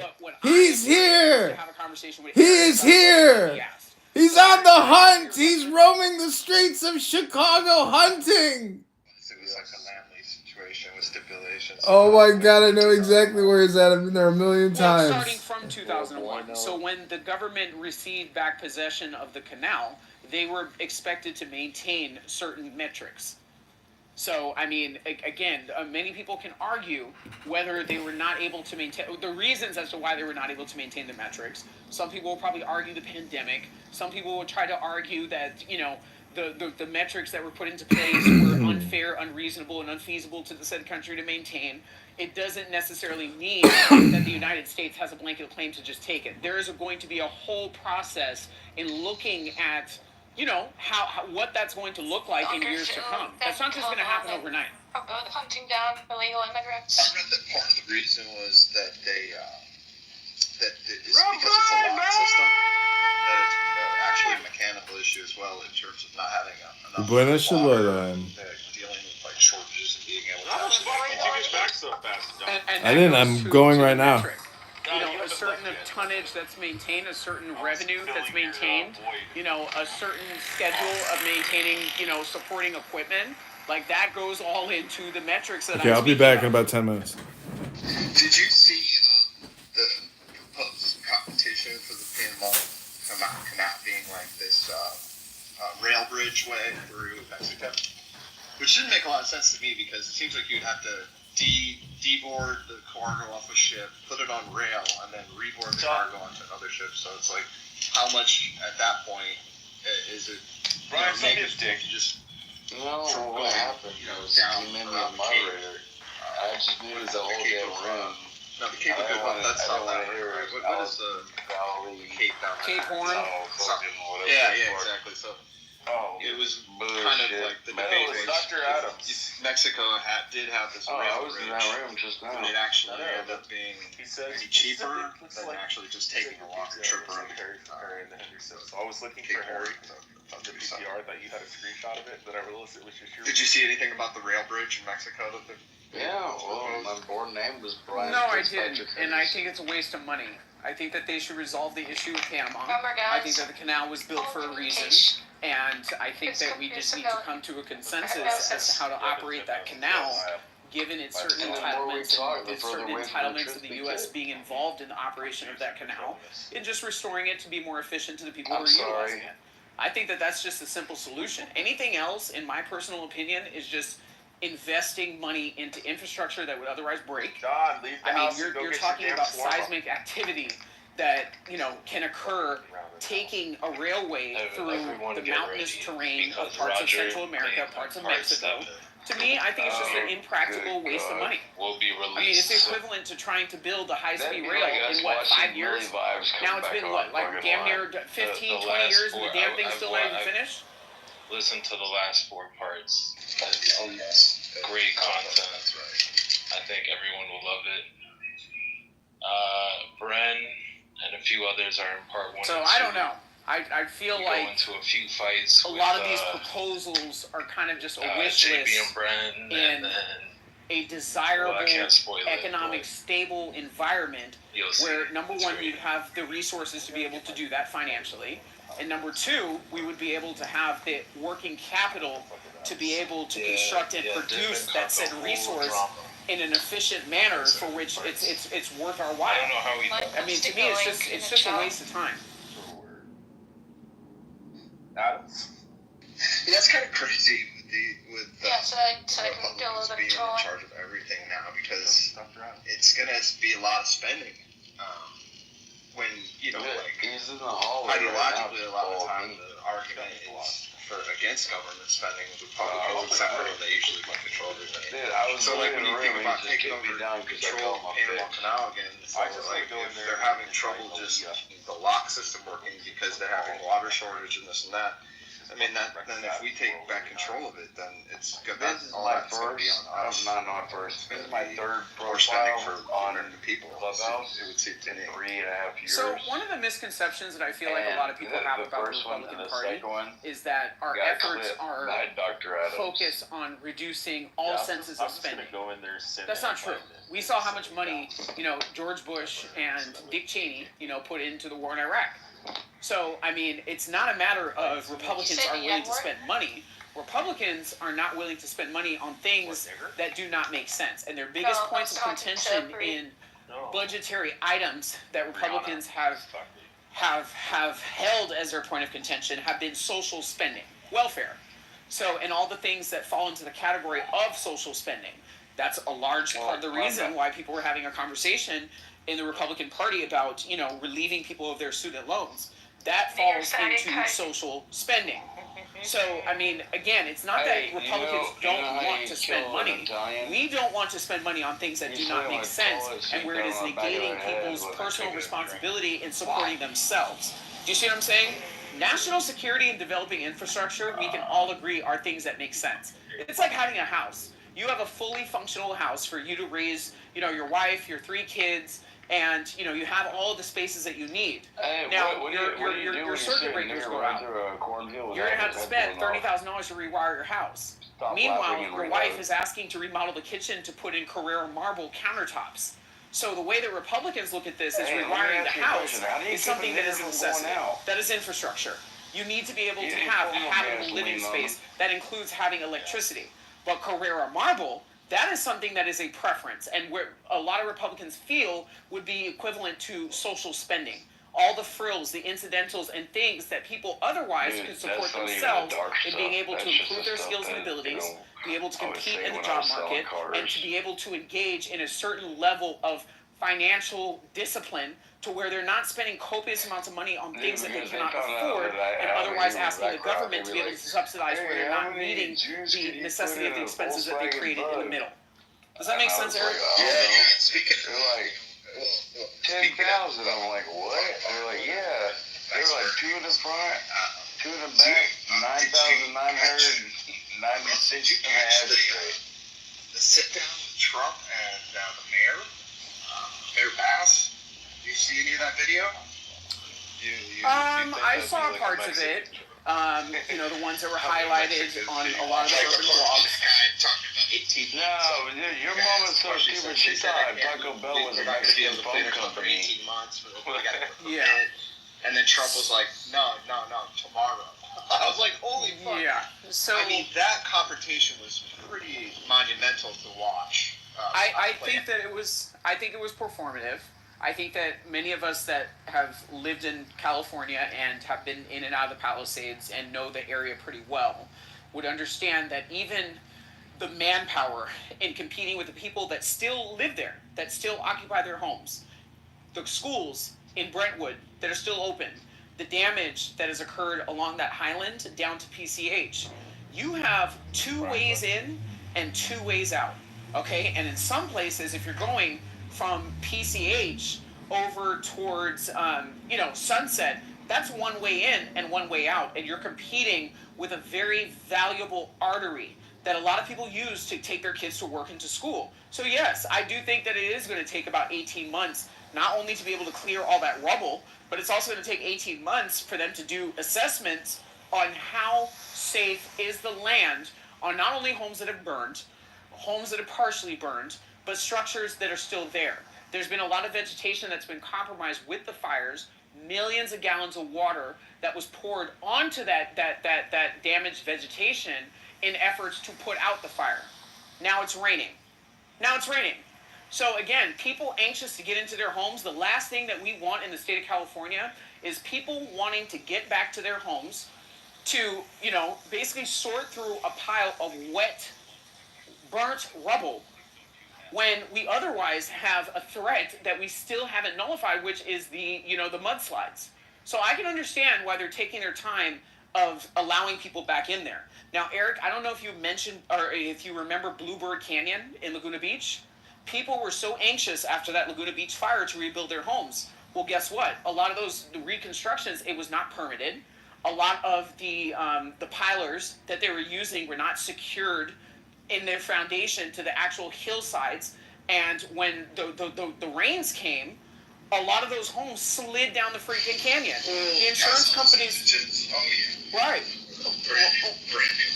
right. So again, I lived on the other side of that canyon. So for me, looking at how people were so quick to rebuild, now what they had to do to nullify that damage, okay, is they had to raise the sales tax from 6% to 9% in that city. 9%.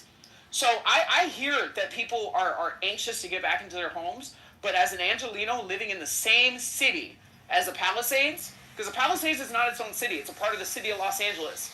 I don't want my sales tax raised because people are anxious to go in there to do things that they're not supposed to do at a haste and through emotions, not properly planning and thinking it through, and us to have to suffer the financial consequences of our consumer spending now being raised to make up for the losses where the insurance companies are not paying. Does that make sense? Yeah, it does, but one sec, let me just back it up on the whole 18-month permitting thing. I could understand that it could take 18 months to get permits to rebuild up there on the Highland and throughout Palisades and even in Altadena. But I think that these people were just talking about getting in there and being able to remove stuff. That's what the fuck said, is that the guy was like, he wanted to start removing the damage, to just get the very first part of the process off the ground. No, they were saying, engineers were saying like 18 months just to even remove your shit, which sounds crazy to me. Yes, That's no, crazy. it's not crazy because again, some of those roads, even before this fire burned, you used to be able to drive up parts of the Pacific Palisades, and when an Amazon truck is coming down the hill, you used to have to pull into somebody's driveway to be able to let that Amazon truck pass. Could you imagine those bulldozers and a lot of that other crap coming in and out of those narrow streets while people are trying to assess, do property appraisals, the tax assessor is going to be there to reassess the structural value, to reassess, people's property taxes. You have insurance adjusters. You also have geologists that are coming there to make sure that the hillside is not going to tear down. They're going to have to shore up, parts of those hills. It is not the time for people to try to get ahead of their construction goals. And I think that is where a lot of people are not being practical and understanding that it's a matter of safety at this point. Yeah, but also too, when you think about it, look, I understand your points, but other people have made points. What they're going to do is they're going to do a waiting game on these people, fucking drive these people out to where they have to get real land because they want to reshape and redevelop the area. And I think when you hear somebody's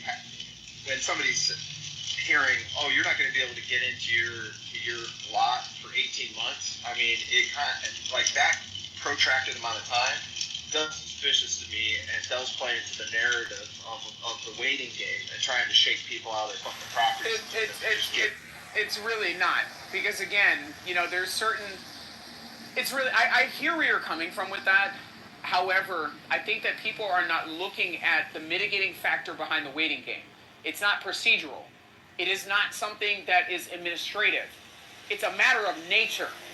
You see what I'm saying? Yeah. Even if those people were able to get back into their homes last week to be able to start doing what they were trying to do, it is raining right now. Yeah, no, I get it completely there. I mean, I think your points are strong, and also it's really that's more of your wheelhouse. You know the inside baseball and that. I'm a storyteller. But can I ask you a real estate question about? Sure. Just a basic one. Look, man, I got kicked out of my place because my landlord's house burned down, like he just gave me the notice a couple weeks ago. Wait. Oh, so they're basically. Yeah. So. In the state of California, if the owner wants to return back to their rental property as their primary residence, then they can serve you with a 30 to 60-day notice, just basically letting you know. Yeah, that's unfortunate. That sucks. It's unfortunate, but like, I'm just being, I'm trying to actually expedite the process for this guy, because he gave me 60, and he's like, if you get out 30, he's gonna help me out a little bit of scratch, and I'm like, dude, I might be able to even have that, but nonetheless, by the way, we're technically in the state of an emergency, so he should not be doing that. By the way, so we still have an active state of emergency going on. So legally, you're being very nice in this situation. Yeah, exactly. He's like a friend of a friend, and I've been living there since I came back after the pandemic. So it's been a real nice situation for me, especially. So where are you looking? Where are you looking to move? Well, okay, so that's what I want to ask you. So like, just something temporary for a year to figure out what to do, because I don't even know if the TV industry is ever going to come back, like, or the movie industry. It's fucked up out here. So I just want to give it another year. And you know what I like? There used to be, like, it's called Ava Toluca Hills now. It used to be Oak. I was just going to recommend that off of Durham. Yeah, so my ex-girlfriend that I just broke up with, that's where she lived before we moved in together. So, it's a great community. Ava is, Avalon Bay Communities is a pretty decent landlord. Is that the only one like that around LA? Because I feel like there's nothing else like that around LA. You also have the Pearl in Marina Del Rey, where it's actually an old Oakwood property that they, have sold. It's a little bit more expensive, but yeah, there's the the Pearl in Marina Del Rey. Are you looking for a 1-bedroom, a studio, 2-bedroom? Like, what are you looking for? Well, we're looking at like 1-bedroom, 2-bedroom. That's something in the terrace. Okay. You also may want to look at the Hollywood Ardmore. That's another one too, where it's very reasonably priced. It's a high-rise. So they're located in Whitley Heights, which is, in close proximity to the 101 freeway. So you can jump on and get to Burbank. Dude, my first ever place at Hollywood was at Franklin and Whitley, so I know exactly where you're okay, nice. Ardmore, yeah, I'll check that out. Nice. Look, it's kind of funny because before my lady moved in with me, she was living at Ava. So it's the same story. We had a similar story. But, I'm still with her, so that's kind of why we're looking at it. And it's like, we're looking at a lot of these other, like, hamster cages, and it's just like, the floor plans are so fucking weird. And it's like, the Ava feels nice because it feels like you're stepping out of your front door and you're almost stepping out into the outdoors. Right. The top of it just, like, sits up at that hill. You can walk to, like, the Hollywood sign trail and... Yeah, you literally can get on you can literally hike to Griffith through the back hill there. You know it. Yeah, exactly, dude. Yep. Yeah, I mean, that's probably what we're looking at, though, because I don't think there's anything else like that in LA. I mean, 2 pools, tennis courts. I mean, it's a nice place to just kind of, like, chill. So you're looking for, like, more of a resort-style setup. So you're leaning towards, like, a 1-bedroom. Do you mind, like, sharing your general budget? Football coach. The academic advisors. This is actually a funny story. You may this may kind of like fall into something that you kind of not agree with but understand. My counselors never sent off my butter crackers. He needs to be preparing trace charts He needs to be preparing. A is for Apple. And get ready for first grade teaching tomorrow. To be fair, they don't do peanut butter anymore. That's right. Sun butter. Yeah, it's sunflower butter. That's what I was gonna say. That's what he needs to do. And the only reason why I say that is because the man treats people. I mean, people say, I'm an asshole. This man is aggressively mean for no reason ever. Exactly. His opening, he starts off by you would think that he was a tenured professor at Northwestern. You would think that he was a lawyer who was admitted to the bar in California or New York. You would think he was a high-level executive. You would think he was a manager at Goldman Sachs.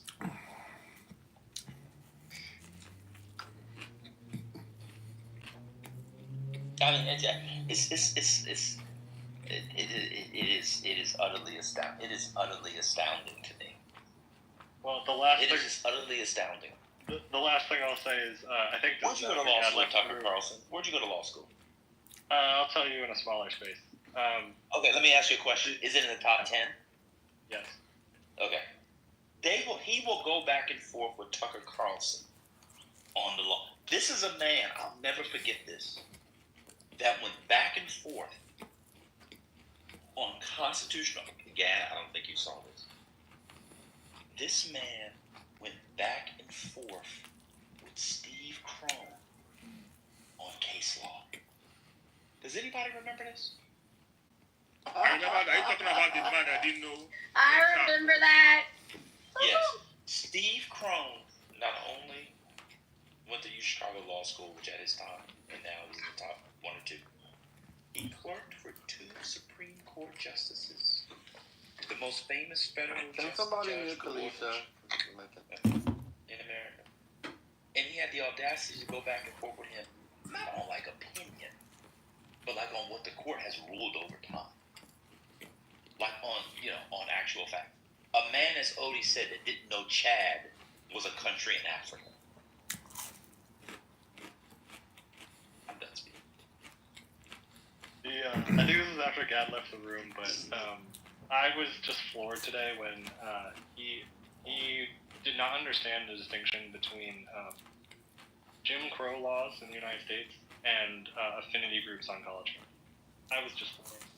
That was a literal conversation I had today. Wait, didn't he also not know the difference between Great Britain, England, and... Wait, hold on. No, that was TC. Hold on. Okay, I got him confused. My bad. Hold on. Explain this again. So what happened was he was like, woke ideology is introducing horrible things into the culture, blah, blah, blah. And I was like, I don't know what you're talking about. This is like too frou-frou for me. Like, bring it down to earth. He was like, well, people on college campuses are like being segregated. He said they're segregating them on college campuses. And I was like, what do you mean they? Who's they? Who's segregating them? And he was like, yeah, there's like affinity groups. And I was like, wait, when I think of segregation, I think of like the government is like forcing people to be separate. And you're like talking about voluntary associations of people on college campuses. And he was like, yes. And I don't know what to do with that. But that he was struggling to understand the distinction between. Yeah, I mean, my question was he being ironic? Was he trolling? You were there, Kimberly? I was there for a good part of it. I just have difficulty comprehending a black man who seems to be 35-ish, 40, accepting wholesale the worst interpretations, the craziest right-wing interpretations of DEI. I mean, I can't accept a black man saying that there are scores of unqualified, inept black people at the highest rungs of institutional power. Who does that? Yeah, that's how he was raised. And I said, can you tell us where this is happening? And he said, well, are you admitting that at least it's happened once? And I said, well, sure. Even if it happens one time, that doesn't necessarily mean that it's happening at a rate that we should be concerned about. And I said, I bet you can't prove that. You just can't. It's not happening. You know. So he had two other mods. No one on that stage with a green bean read the executive order. Not one. Not one. But they wanted to talk about it. Who were the other moms? Just out there. Look at you idiots. I don't know. Does anybody, was one of them Adrian? Wait, you know. No, I don't think they really roll together. Yes. So no, actually, Adrian was a mod when I first got there, but she didn't speak and she left soon after I got there, so she wasn't involved in the part of the conversation. Okay. So I'm like, I can't see her just sitting there and letting that. No, I can't either. No, she came in. Sorry, her comments were very like in line. I'm sorry, I'm kind of confused. So he wasn't being ironic or trolling. He didn't see the difference between Jim Crow segregation and the Jewish and halal. That can't be. That can't be. Now, when he talked about wide open, Josh Allen, the Bills are looking good. Wait, you're telling me that's why they should have kicked the extra point Sunday, by the way, because they now they can only tie. Anyway, that's their result. Wait. When he was talking about affinity groups, did you guys give specific affinity groups? He listed a bunch of like they sounded to me like black fraternity, basically. Of course they were. Right. Of course they were. That was exactly the point. I knew that's what it was. And I'm like, but, so he didn't say the Asian American Association or anything like that? No, he didn't say hello. No, he didn't say hello. No. Yeah, well, so let me tell you how to do this debate, people. Let me tell you. When people have to say, just ask about Hillel. And ask if the Jewish students, by having Hillel, are segregating themselves. What they do is they use the black students. We saw it in Congress when the presidents came and they were talking about the housing and they were talking about. Ask them if when the Jewish students have Hillel, their dorms, if they're self-segregating and enforcing Jim Crow. But I'm sure he mentioned a bunch of black stuff. Because that's what they're talking about. They're talking about the blacks. So, what I told him at the very beginning is that one of I think the exact language I used was something like, the reason a lot of white people oppose affirmative action is that they just don't want black people to get shit. That's what I said. And he said, well, you're wrong, because that's not the only reason people criticize DEI. And I said, I didn't say it was the only reason. I said it's one reason that a lot of white people do it. And I said, if you look at social media, if you read what's covered by the news, you will find that oftentimes DEI is characterized as anything that gives black people a free handout in the workplace and gives them stuff that they don't deserve. That is how the conversation about DEI is being framed. And it's true. It's not a remarkable assertion to make. This is simple. It's so bad now that people now define that DEI for them means didn't earn it. And when they say people didn't earn it, the people they're referring to are black people who didn't earn stuff. I told them about Ketanji Brown Jackson and how people said that she was a DEI nomination to the Supreme Court. A woman whose achievements, he had nothing to say because he doesn't know what her resume is. And her resume, I don't know that there's anybody on the court right now whose resume is better than hers. And I'm not lying. No, I remember that. It was one of the persons that was close, but I can't remember. Alex, maybe one or two, but she's done a lot of great stuff. And there really aren't any people who have a better resume than hers right now. But yeah, so. I don't know, man. I knew it would be the black student groups. I knew it wouldn't be other groups. There's affinity groups for all kinds of things. First of all, I don't think affinity groups are DEI. Well, it depends on it depends on the context. You could one could argue that certain affinity groups in the workplace serve a DEI function. Touchdown! Yeah! Sorry. No, I was just saying it depends on the context. In the workplace, affinity groups are sometimes part of a DEI. Oh yeah, I meant in college campus. I meant for students.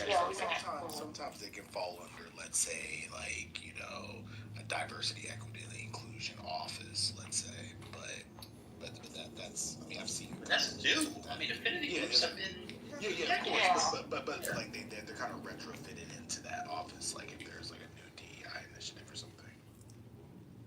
But what, I mean, he didn't get into a black fraternity, so he's mad. That's what it is.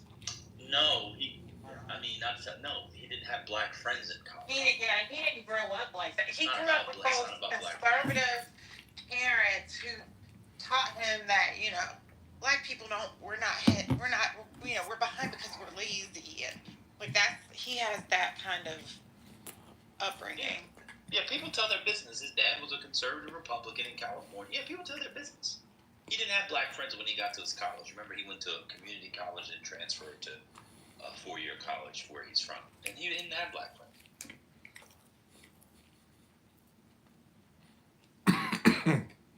But yeah, I don't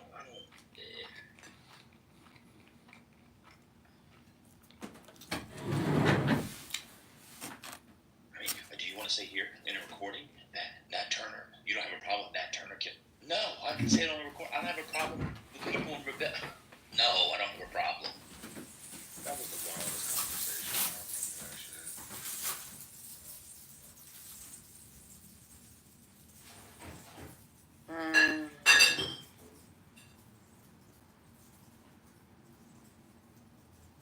I mean, I don't know. Someone put RJ put Larry Elder in the chat. I believe he was running around saying Larry Elder was going to win. And when they recalled Gavin Newsom wasn't going to win. And it was beyond prediction. It was like, I've got this on, so, you know, I predicted the election wrong too, so maybe I shouldn't use that one as an example. So I'm on track on that. That was a prediction he got wrong. But it's just that he just throw people down. I saw him cuss out Bonnet one time. It just came out of nowhere. It's nasty. Oh, he kicked me into the goo, by the way, because I refused to retract my statement about one of the reasons people oppose DEI, and because I refused to retract my thoughts on his claim that unqualified blacks are receiving jobs that they don't deserve because they can't do it. No, if I was the face. Yeah, that's what he said. That is what he said. And he is nasty. That's why I do not accept his stage invitations, because I don't like people who treat people like that. I thought him was anti-black too. He was like, yeah, that don't. I don't know. That does not. Yeah, that slides right off of him. I don't care. If I was a literal face. Oh, that bothers him? Maybe it's because it was me. I called him a coon one time. That's you. And he came into a room eye open to defend himself. I'll never forget that day, because he never goes in other people's rooms. He wanted to know why. Because remember, this was the man that decided to have a conversation. To co-mod a room with Monica to defend people like Cardano using the phrase chimping out only for black people. Anybody else remember that? I'm not the only one who remembers that. Yeah. About the phrase chimping out not being a white supremacist thing that a bunch of neo-Nazis and white supremacists use. He decided to co-mod that space and could still man the argument that Cardano might not be using it in a racist way. Yeah, he was co-modding that. Yeah. Y'all remember when Cardano came and started saying chipping out, then Monica and people started using it, acting like it wasn't racist? It's a lot of stuff that happened in these 4.5 years, y'all. Exactly. That's why when people are like, oh, Monica, she hasn't ever done anything racist. I've never seen her. I'm like, ain't nobody about to go back 4 years worth of racism with this chick. Like, everybody tells you that she's racist. I mean, people that don't even fuck with each other all tell you that she's racist, but you need some more proof. Get out my face. same time, I don't find the constant piling on of her at this point interesting. I just ignore her. Yeah. Exactly. Patty ignore says, just ignore, And if you want to have a convo, you can have a convo. We remember what she said in the very beginning about the Puerto Rican Day Parade and the blacks and the shooting. Because she got in an argument with, what was his name? Riley. You remember Riley? Yeah. The civil rights lawyer? Yeah. Yes, she got in an argument with Riley, and she was saying it was black Twitter community people, because it happened on Juneteenth weekend. That move that Travis Kelce does every time he catches, where he puts his foot in the ground and does that little turn. After 14 years, defenders still fall for that shit. He's going to turn it upfield the other way. But anyway, he had said, like, Black Twitter, come get your people or something, and I think it had happened on Juneteenth weekend, but it was at the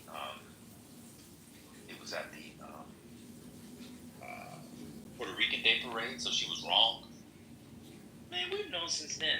But going back and forth and yelling at her, and that actually makes it worse. It's if you ignore her, just move on. She just leaves after 20 minutes. She does, because she loves the attention. Now, when she tries to join in, like, on certain conversations, and I'm like, okay, no, you're going to shut the fuck up out of this. Sometimes I have to stick. I don't know. I got to say something in those moments sometimes. She doesn't really talk that much when I'm on the stage, though. Because she already know. Yell at him like that, so you should save your peace. It's not even working. Oh, come on, go. No, it's not good for your. Oh God, Kansas City's at the 10 already. Oh, for your cortisol levels. I would say I agree, but take your own advice too, then. No, my cortisol levels are high. And I don't really yell at her. Not her. I don't yell at her. Not her, but you have your people. Who? Like who? I'm not gonna start naming right now. Just give me one. And then when you hear that. But I have another question. Why does Matt want to come in here and watch the game with us? Like, I just don't understand. I just would like to understand. Black Latino man. It's this Matt that's like next to me on the stage. I really want him to go away.